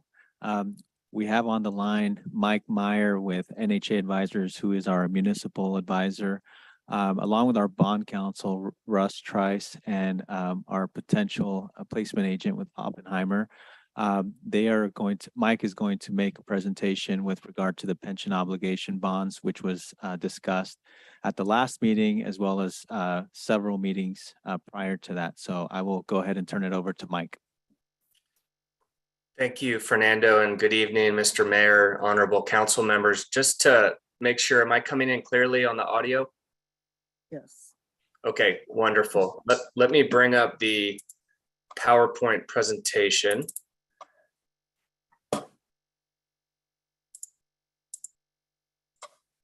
And that's coming through? Yes. Okay, wonderful. Well, good evening. As Fernando mentioned, I'm Mike Meyer with NHA. My colleague Eric was at the meeting a couple of weeks back. I was in front of council last fall at the multiple workshops when we kicked off this project. So it's nice to be back with you all again. Going to keep this fairly brief. We had a lot more detail in the staff report, but we have got some updates just in the last 2 weeks, which has actually allowed us to refine the restructuring analysis. That was information we were waiting on CalPERS for. And so we also did some fine tuning of some options in terms of size and the length of term of this restructuring, working with staff on that. And so we'll get to that in a few slides. But just to start with the background, this is a chart you've seen in the past. The reports just were released a few days ago by CalPERS, the latest actuarial reports. It does put your debt with CalPERS, that debt is known as the UAL, at $11.8 million. CalPERS charges you a 6.8% interest rate on that debt, and the payments associated with are shown in the blue bars there. Now, as my colleague Eric mentioned a couple weeks ago, we also just recently got news that CalPERS had a below average poor investment year for fiscal year 22. And so we have gotten an accurate projection of what the new UAL debt is going to grow to, and it's going to go up to 18.6 million next summer. And so those gray bars are representative of the payments associated with that increase. And so if you look way to the left on this chart, the payments for the city currently are right under 1.6 million. That's been quite a large growth from just about 5 years ago when those payments were under 700,000. And as you can see moving forward, those payments are projected to be over $2 million by the end of the decade. This is a timeline chart that you saw at the last meeting. Obviously, we started this project back last summer and fall. The court validation process ended last month. And so that's why we were in front of council a couple of weeks ago on August 1st, at which time the council voted to continue to move forward with the project. Here tonight to hopefully approve the resolution and also engage the private placement agent. And so we have more news as to the final rate and some of those terms from the bank as well. As I mentioned before, the key update is the new figures. That's what we were waiting on from CalPERS. These are actually a little bit lower than we showed in the last presentation, which is good news. And of course, the restructuring concept is really about allowing the city to convert some of that 6.8% interest rate debt that you have with CalPERS into lower interest rate debt on a POB. And as you may have noticed from the term sheet that was included in the agenda packet, we do have a 4.3% offered by Umpqua Bank. Rick Brandis's firm Oppenheimer has talked to really all the key banks out there in this market, and this is really the lowest bid out there. And just for comparison purposes, it's significantly lower than the public markets, where a lot of agencies have sold those POBs about 1% lower. So most of the other POBs that we are seeing that will be coming to market in the next couple of weeks are probably going to be in that low 5 to 5.5% range. I mentioned we did some fine tuning with staff on different options when it comes to the size of the loan. So really how much of that UAL to restructure. And then we also looked at terms ranging from 20 years out to 24 years. That 4.3% won't change as long as the term is somewhere within that 20 to 24 year range. And as long as the size is under 16.5 million. And so for the smaller size, we looked at 11.8 million. And then for the larger size, we didn't want to go all the way up to the 18.6 million. So what we're looking at is refinancing about half of that new 6.8 million of UAL that the city's going to be hit with next year. So that would bring the larger size to around 15 million. The next slide after this slide on 5, we'll get into some of the numbers, but just to really show a visual of the strategy behind the restructuring, it's really to smooth out and lower the overall payments for the city's pension debt. So again, those bars are your projected payments if the refinancing is not executed. And then all those lines are the various 5 options. All of them smooth out to some extent that peak in payments that you're facing over the next decade. And generally speaking, the larger the size and the longer the term, those are the lower colored bars. The larger size is creating more savings because you're converting more debt to lower interest rates. So that does allow you to bring down the annual payment. And the longer the term allows you to do the same. So just like a mortgage, if you go out a few more years, it does allow you to have a lower annual payment. Moving on to some of the numbers. I know there's a lot of numbers in this matrix. It was in the staff report, but just to call out a few numbers that are good to compare.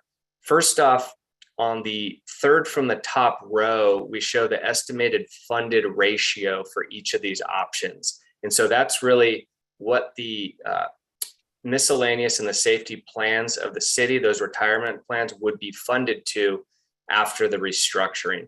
So for the smaller size, the 2 columns on the left in teal and royal blue, that's about 91%. And then for the larger options, the 3 columns to the right, that would bring the funding ratios up to the mid 90 percentile. So we don't want to go up to 100%, knowing that the city also has some other strategies to deal with this UAL. So that's why the larger size isn't going all the way up to that 100%. The other row that I think is very important is 4th from the bottom. That's the present value of the future savings. So this essentially looks at all the future annual savings and discounts it back to today's dollars. That's around 880,000 for the 2 smaller options. And then for the larger options, it's a little bit over 1.6 million. The larger option produces more savings given that you're converting more debt to the lower interest rate. And then the bottom 2 rows as well are very important. That's the savings over the next 12, 13 years. That's really when the city's facing the most cash flow pressure. And you can see that that ranges from about 4.4 million all the way up to 6.1 million. So looking at those 5 options, we have been working with staff on a recommended option. There's no right answer here. All of these options would be beneficial to the city. But the one we're recommending here is the larger size, given that it produces significantly more present value savings. And again, it still leaves about 3.5 million of UAL debt with CalPERS that you can address in the future, perhaps with that 115 trust. The term that we're recommending is 22 years. We thought this had a good balance between both near-term and long-term savings. It also keeps the term the exact same that you have with CalPERS. So your CalPERS debt right now is amortized over 20 years. The 20-year would shorten it. The 24-year would extend it a couple of years. We went right in the middle with the 22 years. The resolution tonight in front of you would approve the terms of the private placement, as well as the terms laid out in the term sheet from Umpqua. And those terms are shown on the bottom there in terms of the size, the term, and the interest rate. And the resolution would also engage Oppenheimer as the placement agent. Rick Brandis and Michael Garcia are here representing that firm. Oppenheimer has done the most private placements of any firm in the state, as well as in the pension space, recently completing the City of Hanford POB using the same strategy of going to a bank. The other, I think, very important bullet here that I didn't touch on earlier is the bottom. This is something that the team negotiated with Umpqua over the last week, is that normally there's a 10-year prepayment provision, meaning that you can't prepay the bonds without a penalty until 10 years or refinance them. Umpqua was able to lower that to 7 years, meaning that the City of Selma will be able to pay this debt off early, starting in 7 years without penalty, or refinance the debt if interest rates are lower at that time. Last slide of the presentation is really just the next steps. It would be a 2-week process from the time that staff signs the term sheet. That is the term sheet that was attached to the staff report. In the next 2 weeks after that, we would be working through formal credit approval by the bank with Umpqua. We would also be coordinating with CalPERS to let them know how much of that debt that the city wants to pay off. And then we would close the financing on August 30th. And on that same day would be wiring that money to CalPERS, which would extinguish that debt. I think the last item I failed to mention is I mentioned 15.2 million of UAL being paid off. That is as of June 30 of 23. So by closing this earlier in the fiscal year, so this month, they will give you a discount. So the actual size of the loan is more close to 14.5 million, but you're getting credit for paying off the 15.2.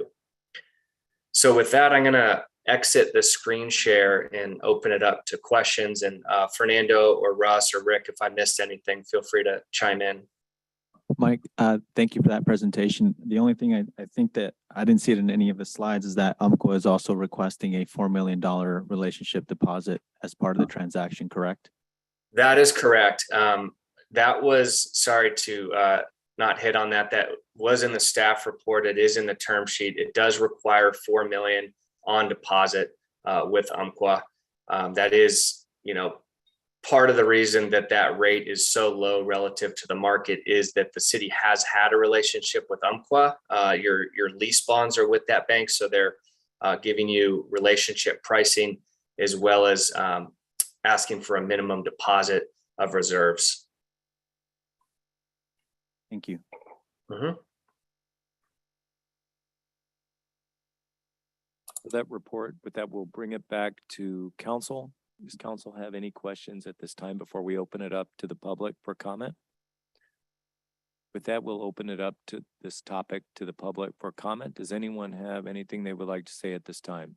Do we have anyone on Zoom or on the phone who would like to make a comment or ask a question or voice their support or opposition to this?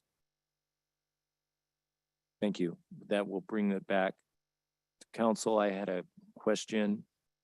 Are we going to go to you, city manager, or go to Mike, or how would you like to structure this? Okay. The $4 million deposit requirement, for how long would the city need to have $4 million with Umpqua? Go ahead, Mike. Did you catch that? I did. And, I'm going to pull up the term sheet, or maybe Rick or Michael, you could do that, but it's at least, I believe, 5 years, and they start bringing down the requirement as you start to pay down that debt. So let me dig that up and get right back to you. And that would just be 5 years. So what's the risk to the city to have deposits with Umpqua and kind of a requirement? They could pretty much do whatever they wanted with the interest that the city makes on those deposits. Are these interest-bearing deposits that the city's putting there? And how do we how do we ensure the performance of Umpqua to maximize the return on those investments with Umpqua, those assets? Yes, those will be interest earning. Very similar to your general fund reserves, you're quite restricted in what you can invest in. So it's all very short term, under 5-year securities. So it's very comparable to LAIF, which is probably where most of the city's reserves are. So it would be very similar investments to that.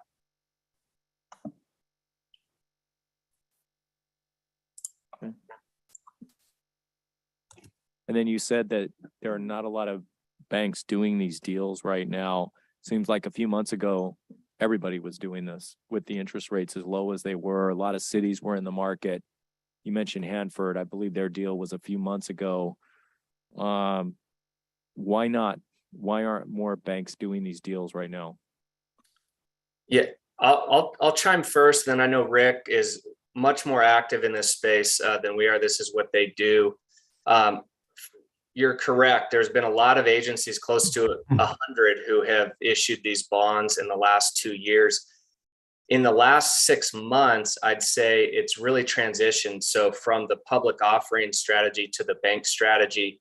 Now, there's one caveat. This is a POB structure, meaning that it's unsecured. The city's not having to pledge any collateral. There's only been a couple of these done like that, and Hanford is one of them.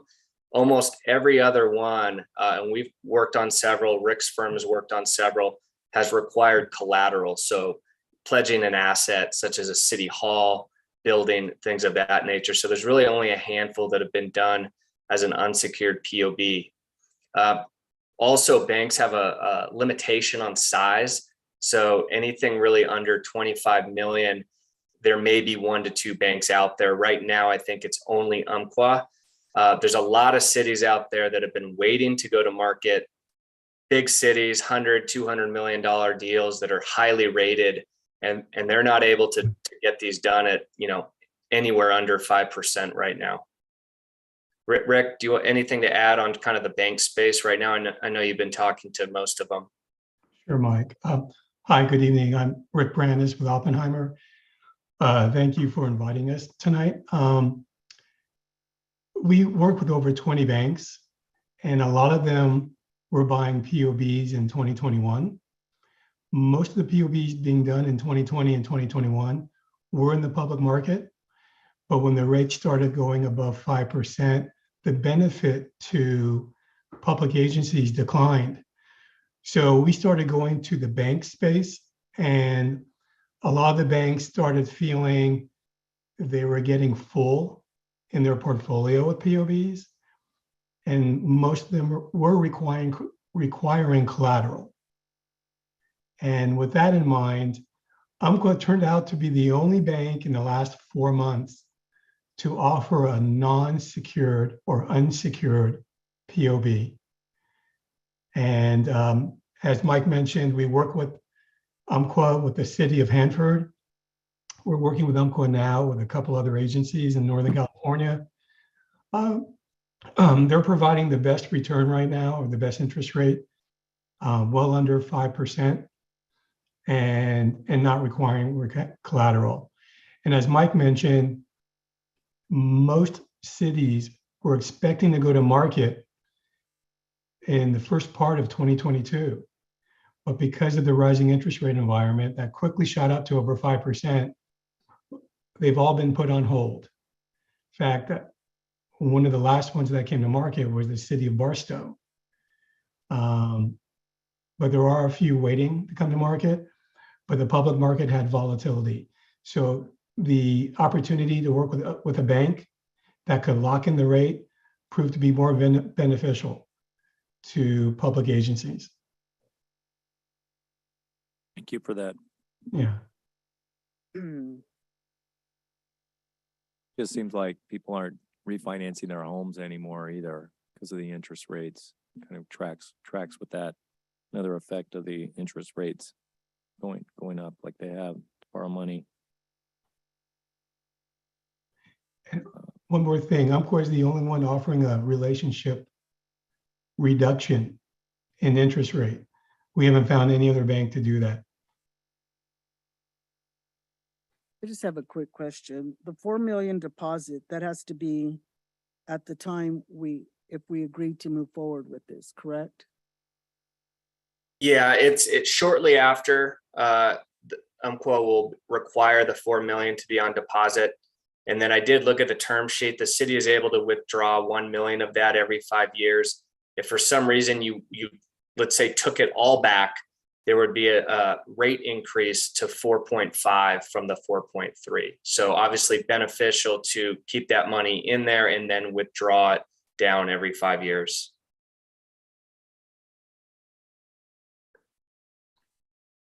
So that money really couldn't be it couldn't be accessed for 5 years without a bit of a penalty, 0.2% penalty before 5 years. Is that right? Correct. I think it would be less if it, I think it's 0.2 if the whole thing was taken back. So if, let's say, half of that, my guess is half of the 0.2. We could get a little bit more clarification on that, but I believe the 0.2 is for taking it all back. Okay.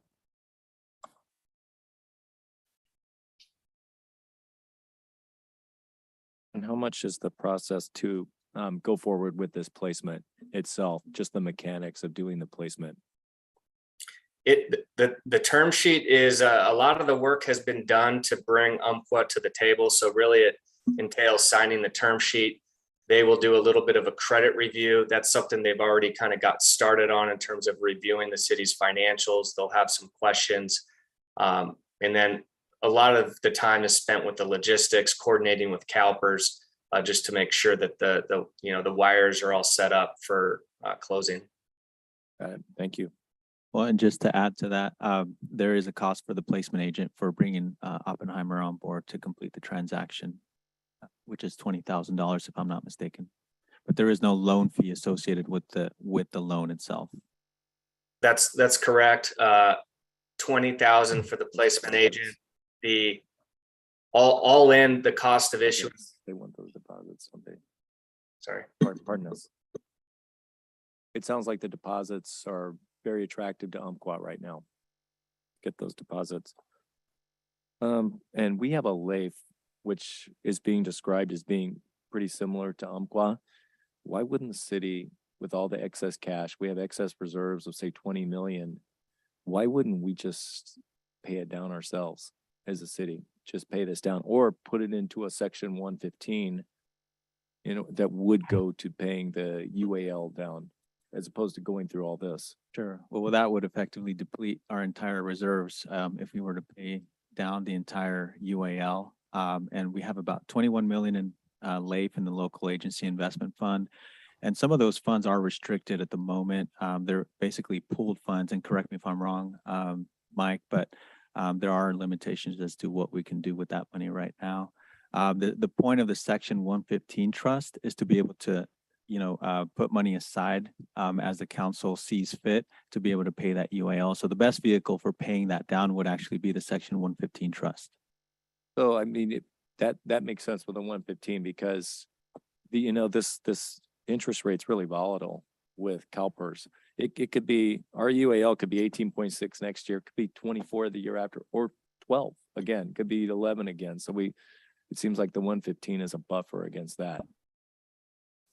I just like to reiterate that as long as we do these financial investments, councils, we have developers are going to have developer fees. We have developers, we have investments, and we're looking for the future. And this is an investment. This is for our future. And by us doing wise decisions and making sure that staff adheres to, making sure that we have the developer fees, making sure that everybody will come back. We can almost, we invest, we can almost pay this back. So, quicker than what it is. And we're also maintaining our UL. So we're actually gaining. To me, it almost seems like we're not getting enough bang for our buck though. Because if we would have done this maybe in the past and hit the wave a little bit earlier, we would have had lower interest rates. There'd be more of a spread and we could have had more of a return on the annual. This is, to me, it's a lot of risk, with that interest rate. That puts the city at a lot of risk when we have a lot in excess reserves that could be put towards the pension to pay it down. Certainly not the whole 21.6 million, which would deplete the city's LAIF, but a part of it to either go to the 115 or to go directly, because what's our number one expense, right? It's payroll. And then the pension's our linked to the retirement, it's payroll, our right? Pension. Yeah. But if we understand, and they've done the analysis, we've been talking about this, it fluctuates every year. And we're gonna do is we're gonna cap it, and we're gonna earn from the top that we've been paying. And if we do our due diligence and making sure that we keep our reserve, but we're making it long term, we actually, if you do an analysis, you're actually gaining, but you're not only gaining, you're investing, which multiplying our investment, our developer fees, and we gained, and now we've moved our city. I mean, I'm just saying, so Well, if I may add, just to put this back into perspective. So, CalPERS discount rate is currently 6.8. UMQA is offering 4.3%. So anywhere below 6.8 is a benefit to the city. So if we were to wait even further, those rates could go up and we can lose the private placement and be completely out of the public market, as well as the private placement, as well as the bank space. The fact that, interest rates have changed so much in the last half year, is unfortunate, because we would probably be floating bonds at the moment, but because that's not an option currently available, we are actually pretty lucky to have this bank option available to us at on an unsecured basis. So either way, it's a win for the city to be able to refinance debt that's currently at 6.8% down to 4.3%. On that note, we're also, because we're paying it now, we're actually 1.3 million ahead because we're getting credit for 15.2, but we're only paying 14.5, correct? I think the struggle for me here is just, all we're doing is paying down the interest rate, basically. We're paying them, we're having to pay them 4 million just so that we can get a 4.3. And that's, I think, what the struggle I'm having. And if I could just clarify, it's not a payment, it's a deposit. So it's still our money. They're not keeping it, and we can withdraw it every 5 years at a rate of $1 million per 5 years. So it's not, we're gonna keep the money somewhere anyway. It's just shifting it from one account at LAIF to the UMQA accounts, but we're not making a payment, $4 million. It's a deposit.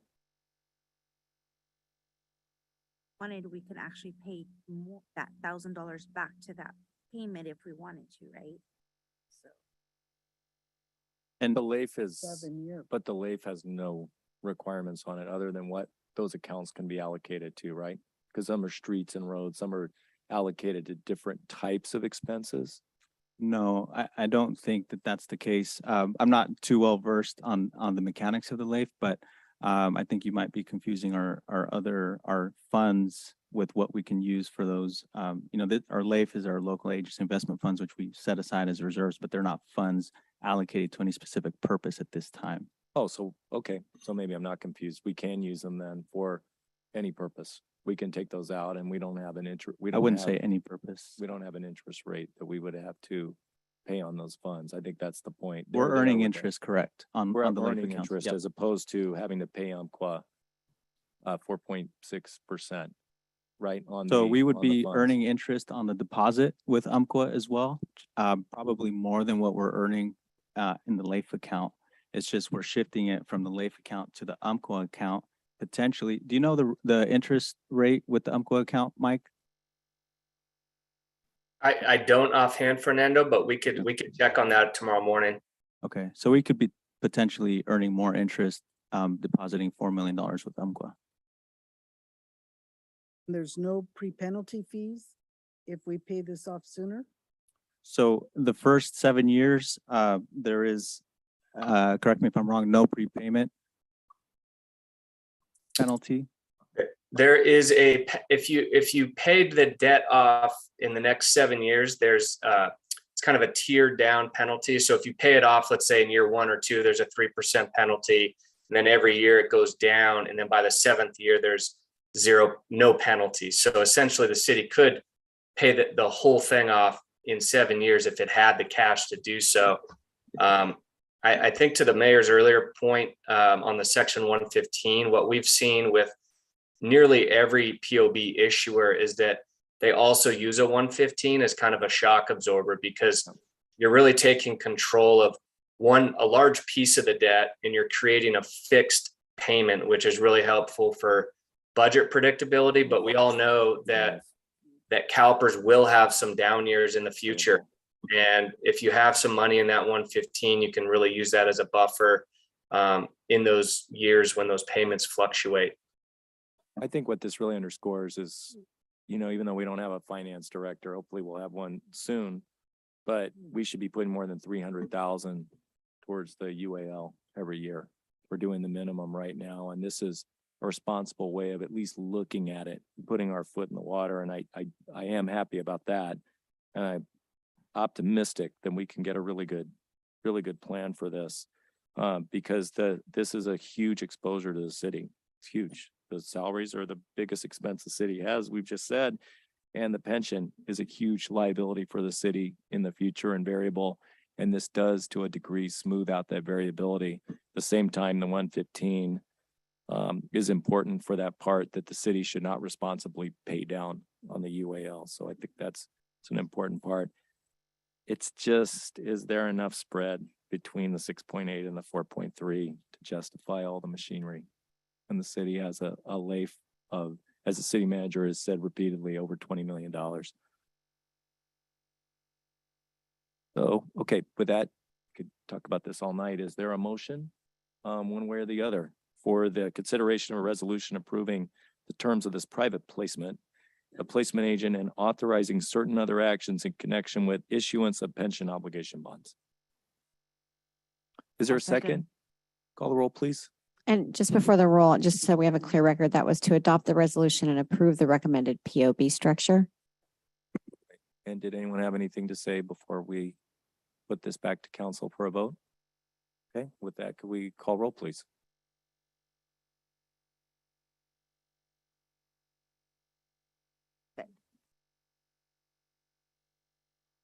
Councilmember Mendoza Navarro, Yes. Mayor Pro Tem Cho, Yes. Councilmember Guerra, No. Councilmember Trujillo, Mayor Robertson. No. With that, we'll move on to item 4. Thank you, folks, for explaining this really well tonight. Appreciate it. Item 4, consideration of designation of voting delegates for a league conference. Our city clerk will take this item, Mayor.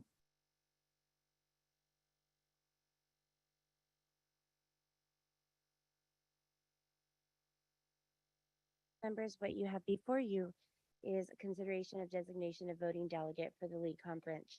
So each year, all cities are asked to designate their voting delegate. The league has a one city, one vote procedure. So this year, the league conference will begin on September 7th, Wednesday, September 7th, and we'll go through Friday, September 9th in Long Beach. League is requesting city to provide a delegate and has an option for two alternates. We must submit this information over to the league by September 2nd. Okay, thank you for your report. Does council have anyone they would like to appoint as the voting delegate and alternates for the League of California Cities this year?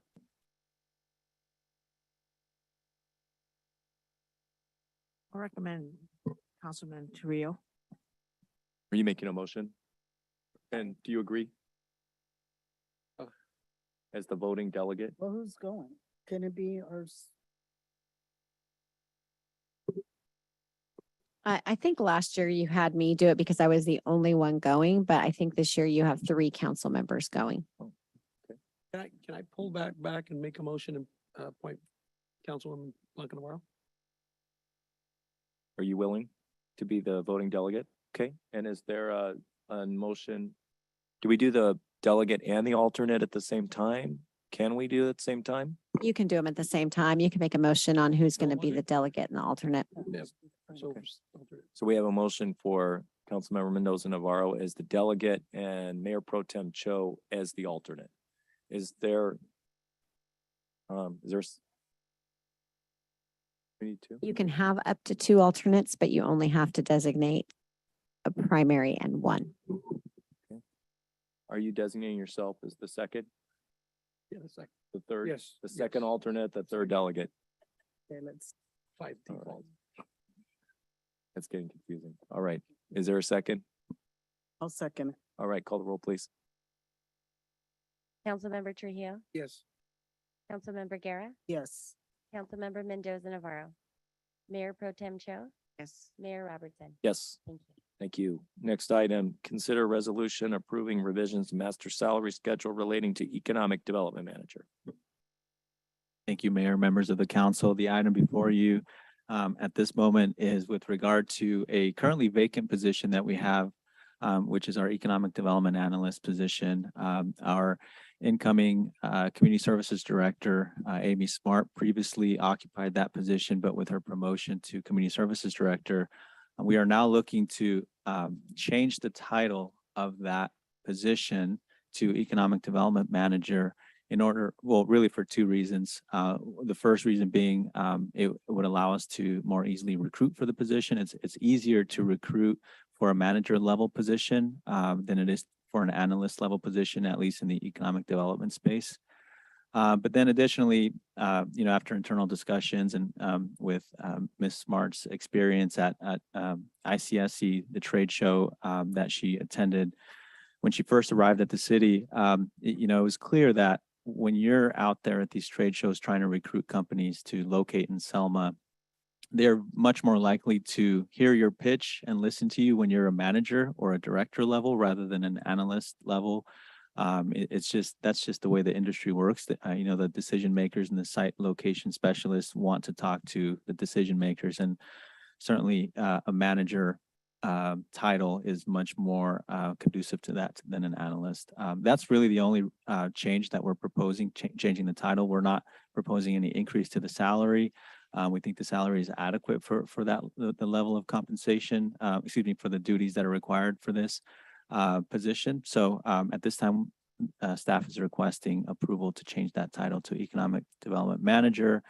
Technically, it would be management analyst because on the salary schedule, it's currently reflected as administrative analyst. So we would be changing it to management analyst.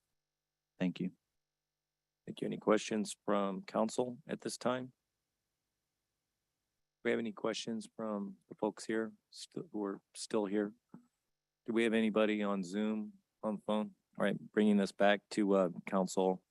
So what exactly would they be managing again? Everything that our previous economic development analyst was managing. So,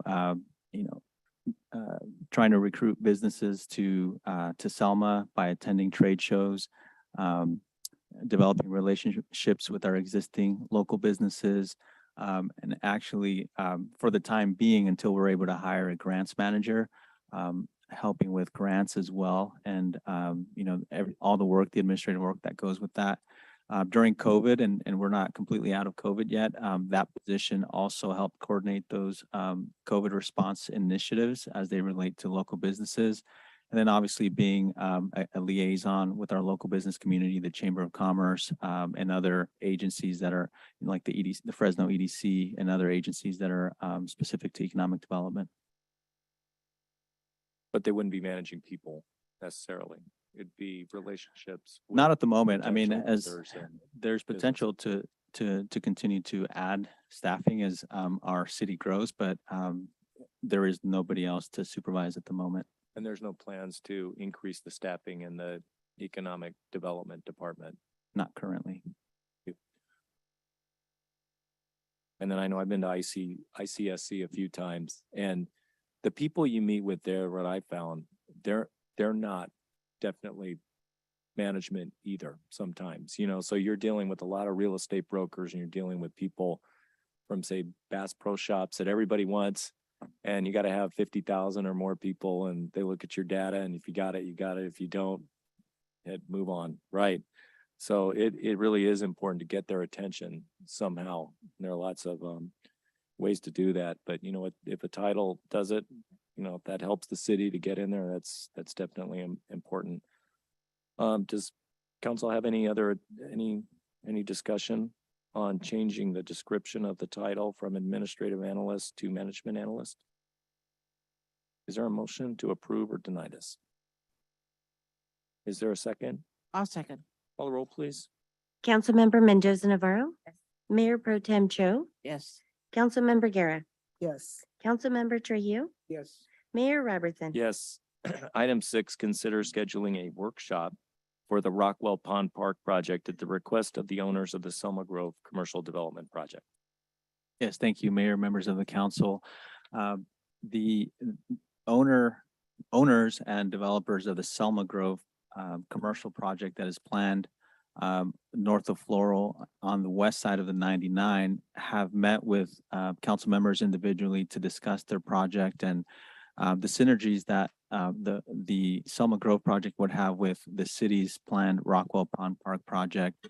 And they have asked that the council consider scheduling a public workshop so the public can see what the plans are for Rockwell Pond Park, and in particular as it relates to the commercial development Selma Grove, and understand more of the benefits of the project. So at this time, staff is asking council for the consideration to decide whether a workshop should be scheduled, and if so, the date and time of that workshop. Thank you for that. That will bring the matter back to council. Does council have any discussion before we open it up? With that, is there any input from the public tonight on this matter? Do we have anybody on Zoom on the phone? Okay, we'll bring it back and ask for discussion for the scheduling of a workshop for the Rockwell Pond. Now, my question would be, is this just to schedule a workshop, or is this to schedule a vote on the project itself? I don't believe that there's any vote required at this time, and the developer is not requesting one. So this would just be a workshop to discuss the idea of the Rockwell Pond, the park project. That's and the my various understanding. synergies that perhaps might exist on it. Correct. Thank you. Any commentary this time? With that, I'll make a motion to schedule this workshop for the Rockwell Pond Park project at the request of the owners of the Selma Grove Commercial Development Project. Call a roll, please. I'll second it. Excuse me? I didn't know who made the second.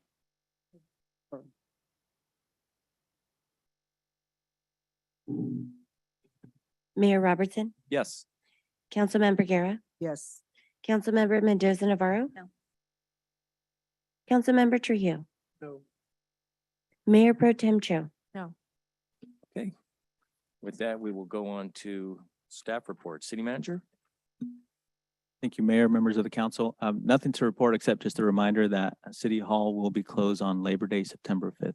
Thank you. Thank you for that. City Attorney Lerner? Nothing to report, Mayor and Council. Thank you. Deputy City Manager, Rob Terry. Thank you very much, Mayor, members of the council. Just two quick items, both streets related. First, Whitson and Thompson, those signals are back up and fully operational. Brand new cabinet, brand new software inside of it. We're going to be seeing more and more and more of that as we've gotten all of that into our budget now, and you'll be seeing a lot of those upgrades coming forward. So definitely a good thing. And then second, McCall and High Street, they're currently working on the signal loops there. There was some shorts and some issues that were going on there. So if you notice that that's on flashing off and on, a couple times over the next few days, potentially through the end of the week. That's the reason why, is they're just fixing that item right there. Thank you for that. Thank you. All right, Fire Chief Peterson. Thank you. Police Chief Alcaraz. Mr. Mayor, members of the council, I actually have quite a few things, unfortunately.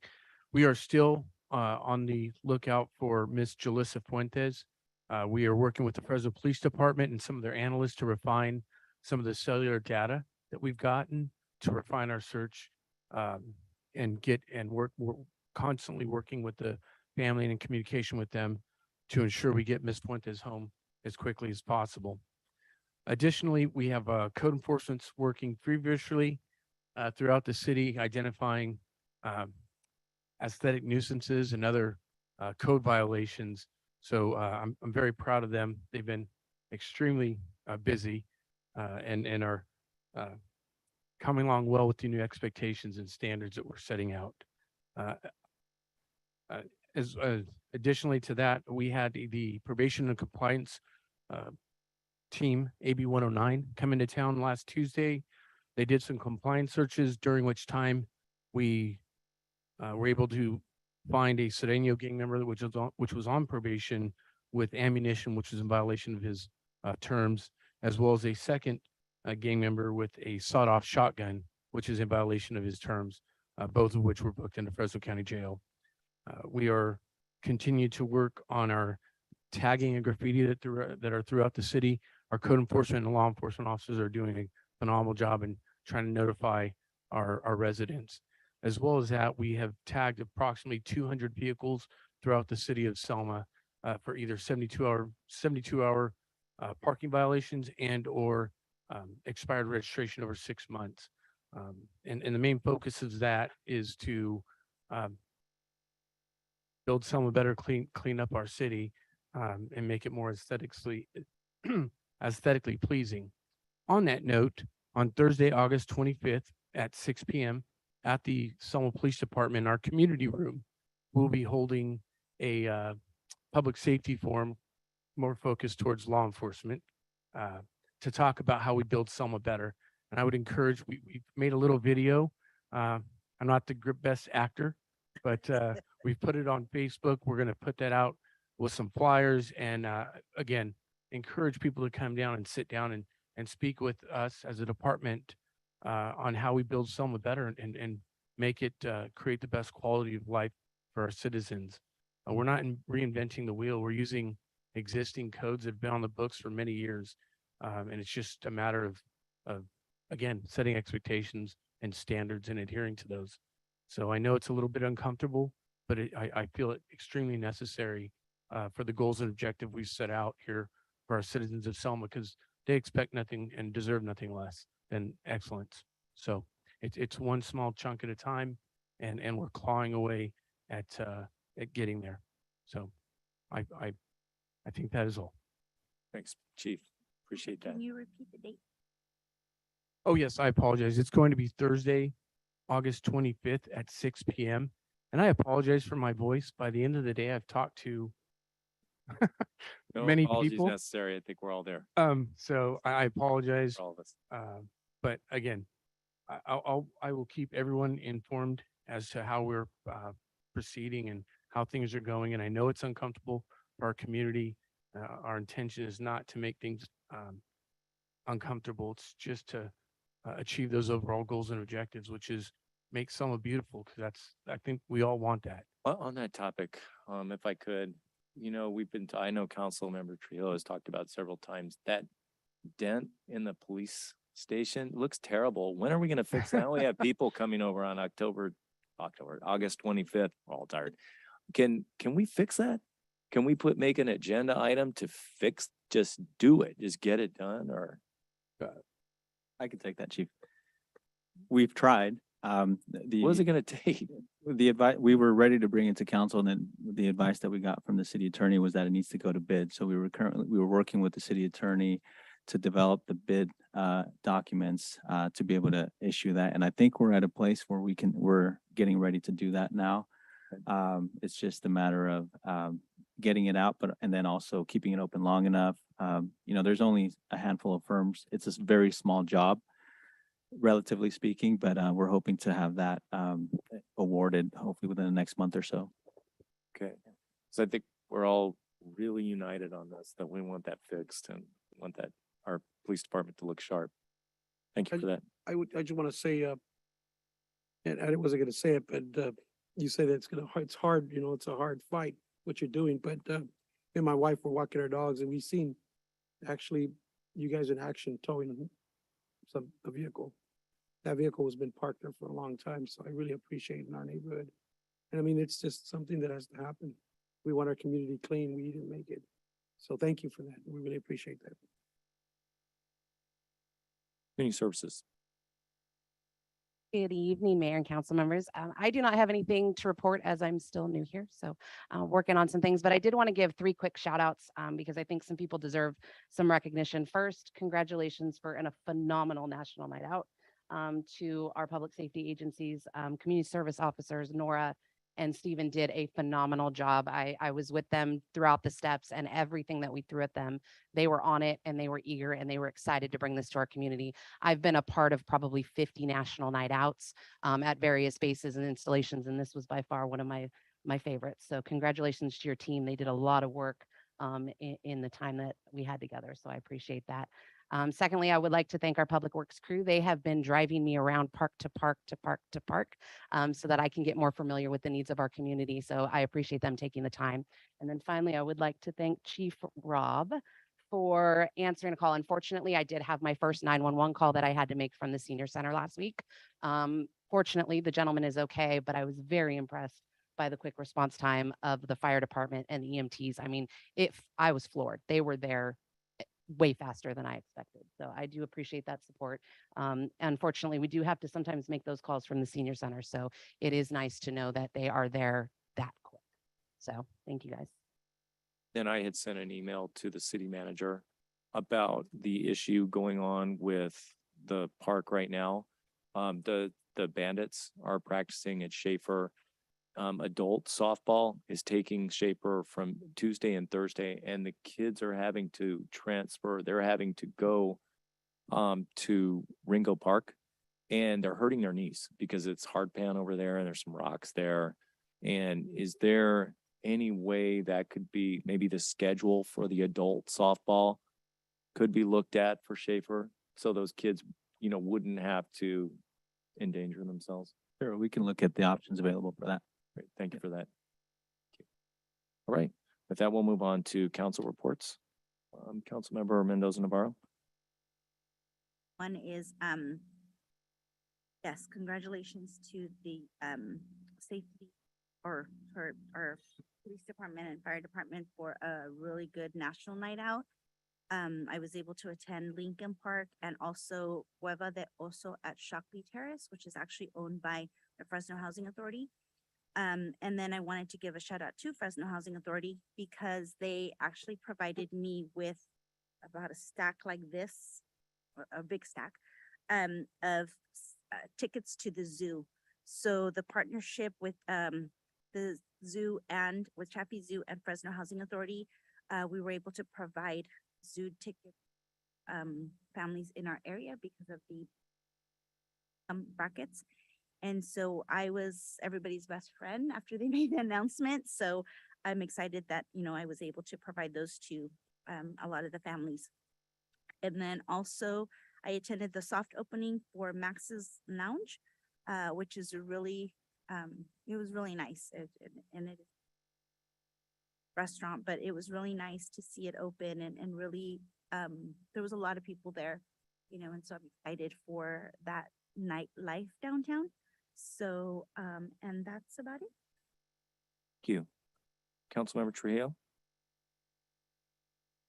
I also attended the National Night Out. I think it was a great event. I just had to leave early. I had a client that needed their stuff done, their information done, so I had to hurry up back to my office. And but I really appreciate all the hard work you guys did. It was really nice. A lot of people out there. So I commend you for that. Also attended the police chief's, what did we have? It was nice. It was good food. So chief, good job. But I attended, I actually sponsored a backpack giveaway this Sunday. And I'm not bringing this up because, saying that we sponsored it. But one thing caught my eye and I wanted to bring it up. I had a lot of residents drive up, a lot of Spanish speaking peoples, they seen the chief there and I thank you for being there. And the fire department was there too. But one thing that struck me was how many people knew the chief of police for many, many, many years. I had a gentleman come and they only spoke Spanish. And I turned out to be the interpreter and he walks up and he goes, is that Rudy? And I said, yes. And he says, I've known him for a long time. He brought his two kids out, introduced them. That made me feel so good because we had people driving up to our park, picking up backpacks for the kids and just coming out of nowhere and saying, not one time, I'm not exaggerating, multiple times saying, is that Rudy? And I really appreciate that because that means that one, in order for our community to get better, we need to have our police department, our chief to know our residents. So that was something I need to commend you for, and, because it means that people out there are really talking good, and it means a lot. And I thank you, Fernando, for the choice you guys did. So, but aside of that, that's it. Thank you. Councilmember Guerra? Okay. I also attended the National Night Out and the Cuevo de Oso National Night Out, both great events. Again, I want to commend our public, public safety and for everything you guys do, because sometimes, we just overlook that, but I have to agree. I tell you, our firefighters are there in seconds, and they've impressed me and impressed a lot of people in our community, and I'm really, really proud of that. And say a lot about our police force too. So I'm really proud, and I really thank you guys for everything you do. I also attended the United Health Center's National Night Out Luncheon for their staff, and they also invited the staff here and the I guess our public responders as well. So that was nice to see you guys there at the luncheon. It was a great thing. I also attended the meet and greet for our new chief of police, which was a very nice event. And I think Taylor's still gonna hold you to that golf game, chief. So one day. But other than that, that's it for me. Thank you. Mayor Pro Tem Cho? Yes, hi. I was also at the National Night. It was a great event. I heard there was a competition, tug of war. Sorry, Chief Rudy, the police lost, but there were gonna be a rematch. We have Pac 27 Muay Thai kickboxing event, September 25th at the Pioneer Village. We're gonna have a fireman and a police. They're gonna go in the ring. It's gonna be called pillow fight. Okay, if you do, and that's what's so funny. Everybody thinks pillow fight, that's easy. Not so. We also have a local lady. She's gonna do a bout also, and she is in training. Basically, it's 3 rounds of 90 seconds, and you're swinging this 2-pound pillow all the time. So good luck to them. Come out and enjoy that event. I also attended the Housing Authority at Peach Street, and I was there when they did the opening. Meet and greet, of course, to our new chief. Welcome, chief, again. Lions Club we did a Christian cafe this last week. I did the soft opening at Max's. That's really nice because sometimes we need to go relax somewhere, and I think if we get some local musician and bring our city, just have a relaxing time somewhere would be good. This weekend I hosted the 12th annual Lions luau at my house. We had about 60 people. 8 different Lions Club came from the valley. Of course, great food and 5 gallons of Mai Tai flowing. And we did well. Last thing is there's free books there's a free book event coming up on the 20th. Yeah. 20th is at Walmart. All teachers can go get free books. They just bring their teacher badge and they get a bag, and then they go pick up the books they want. So it'll be at Walmart 9 to 11, August 20th. Okay, that's it. Thank you. So the Fresno County Board of Supervisors just recently did they did a comparative salary study and ended up giving raises to employees as a result. For instance, the county librarian received a 9% increase. So I understand Selma's doing a similar study, and we can look forward to seeing the results of that study fairly soon. With inflation. Wages are taking a real dip because money just doesn't go as far as it used to. So I'm really looking forward to seeing that study, and I know Fresno County did it, and they made changes as a result. Going to be a really hot week this week. I'm hoping our public works, our PD and fire, hope everybody stays safe. And are we going to have a cooling center open? Yes, we are. We will actually have, I'm waiting on the confirmation, but it will be Tuesday, Wednesday, Thursday, and Friday. Okay, thank you. Because Yep. they're saying crazy temperatures, like 112 or something one of the days. Oh, I checked today and it said it was back down to 106. So it has come back down a little Okay, bit. that's good. So yes, we are working on anything really over hot. 105. Yeah, we always after 105. So we will be posting all that information tomorrow morning so people know where they can. And the senior center will be open like 12 to 8. Yeah, so the senior center actually opens at 9 every morning. So it'll be open from the normal time at 9 a.m. And then it will go till probably about 6 or 7, depending on what this next weather report tells us. And that's Wednesday through Saturday. Wednesday through Friday as of now. Wednesday through Friday. Okay, thank you. All right, and then I attended Calvan's lobby day at Sacramento last week. It was very interesting. Spent a couple days there as vice chair.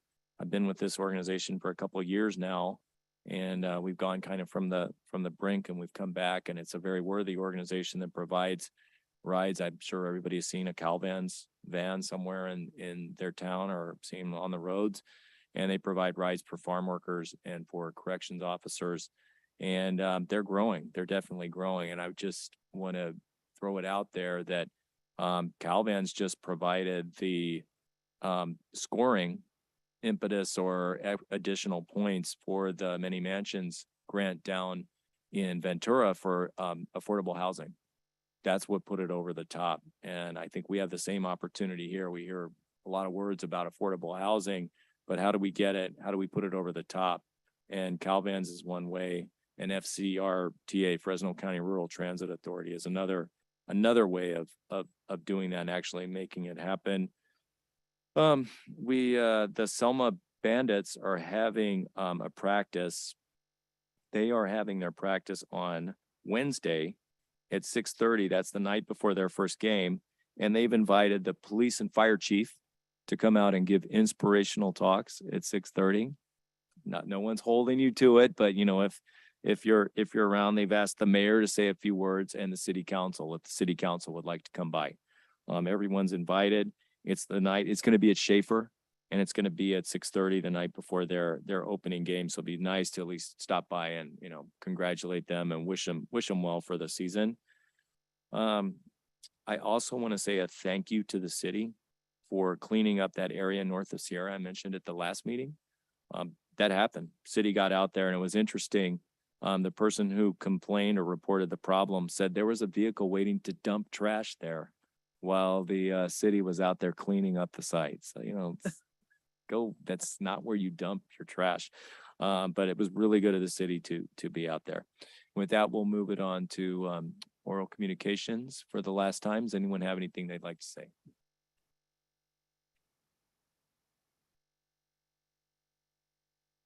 I also attended National Night Out, and it was a lot of fun. Everybody's acknowledging our public safety departments, and I'd like to acknowledge Amy.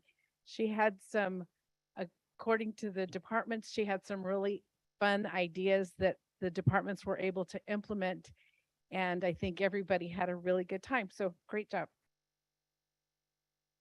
Thank you.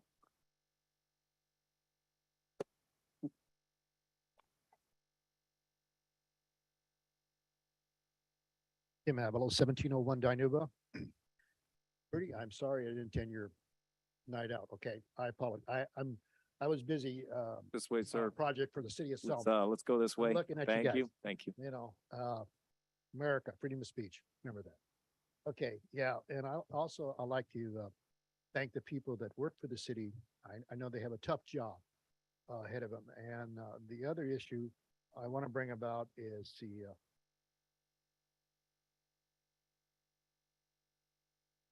are we looking for one? We're currently recruiting for one, correct? Mhm. Good. It's very important we have a finance person. This way, the council up there, as you as well, as a group, and the employees of the city of Selma know what we have going on as far as our financial, and there's also where our grants are at, or whether use money wisely, where they're supposed to be used, roads and everything like that. It's very important that we stay in those courses, because if we don't, we get ourselves in trouble. We don't want to get in trouble. But also, I like to thank the citizens that come forward and voice their opinion. America, this is what we're about.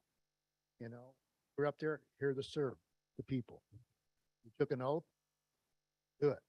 And also, it's very important that also decisions are up there are very difficult. And yet, but make sure if you're not sure, don't be afraid to table it, guys, and analyze it.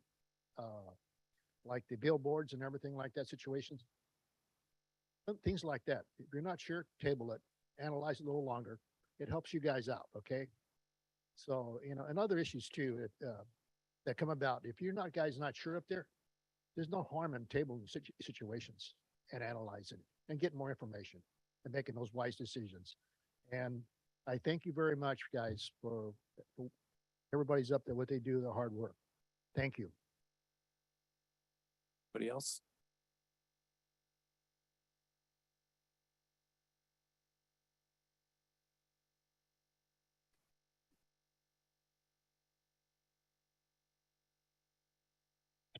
Hello. My name is Lorraine Reese.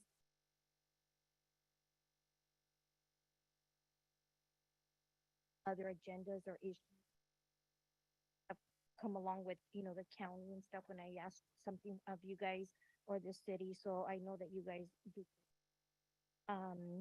First, as a homeowner, resident, and advocate, a little concern. I already talked to the chief earlier. As you may know that this past week, like he addressed earlier, that there was at least 200 cars. Courtesy notice. Saturday morning. There was a handful of cars that were towed before. I had 2 cars towed, and I'm guilty for one, 50% my fault on one. The other car had tags, registration, and was insured. And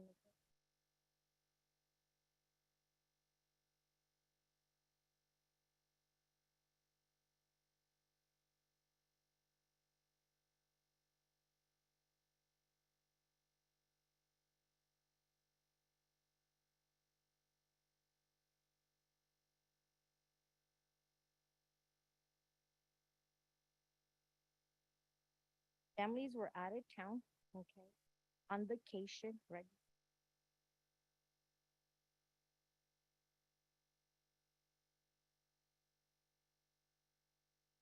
Other field workers that work out in the field.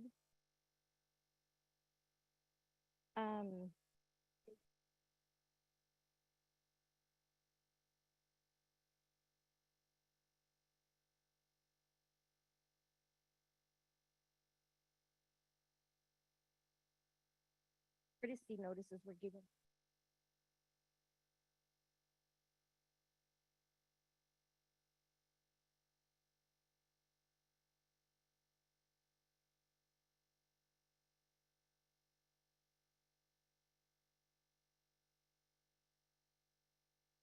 Whole company, I had 2 cars towed.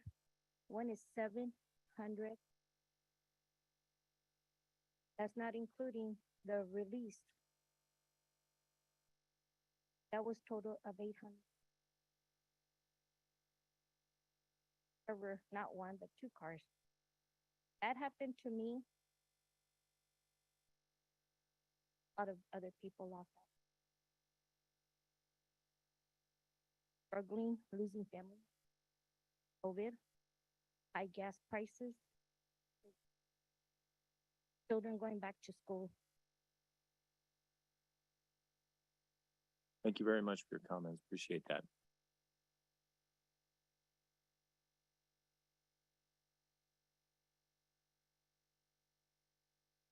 Good evening, council members, chief. My name is George Hayashi. My 2 cars were towed as the chief. Honestly, I was unaware that one of them was not in compliance. And the day when I got home and saw that notice, the very next day I was at DMV and I resolved all the issues with that vehicle. Except for one, I hadn't cleaned it up yet. So I will admit that one did have issues when it was given the courtesy notice, and I made every effort to resolve that one. The other vehicle, of course, had no issues other than it was dirty. It's licensed, registered, I use it frequently.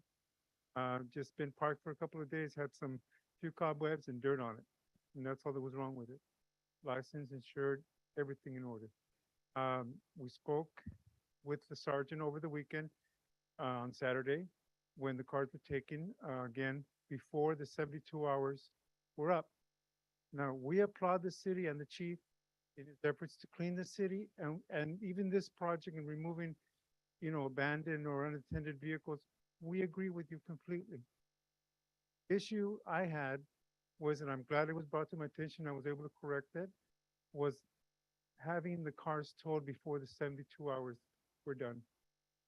Now, the chief, on his authority, did have one of the cars, the one that there was no issues with it. He had that waived as far as the $105 release. But I still had to go pay hundreds of dollars to the tow yard for a car that was stored for 3 days because it was picked up on a Saturday, not during the week when I could have done something that day.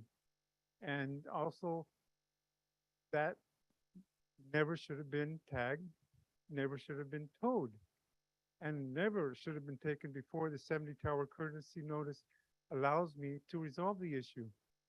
I get home, I had to go on an emergency call in the morning to take somebody to dialysis. I had planned to wash both vehicles thoroughly that day. I got home and it's not even 11 o'clock and both vehicles are gone. And notice didn't expire till much later at like maybe 3:30 approximately.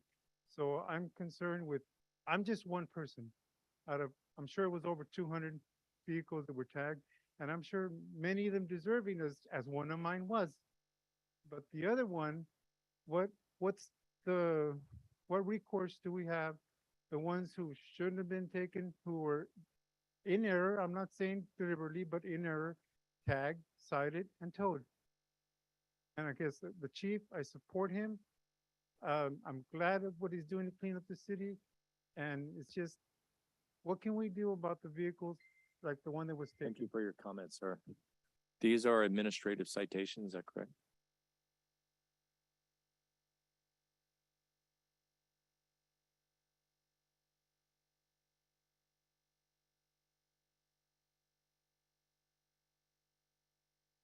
Anybody else? Are they married? You have to get, Are you they're folks same married? family? Okay, Same family? next. Okay. 1057 Mill Street. I just want to say that, with the revised contract that was given to the citizens almost midnight, maybe close to midnight, the last council meeting, I just want to be able to express that I will always have 3 minutes to communicate the freedom of speech for me to, as a taxpayer that lives in Selma, I'm going to be able to come up and speak my 3 minutes of oral communication if I'm happy where the city direction is going or not. I'd like to thank Mayor Robertson and Councilman Guerra for your districts in the city, for our voices that matter. Unfortunately, Trujillo, your district, Bepcho, your district, and Blanca, your district, you basically have stated your constituents' voices do not matter. So again, thank you for always being transparent on what's happening with our funds, where our taxpayer money is going. Thank you. Else? Okay, that is our motion to adjourn. Make a motion to adjourn. Or adjourn.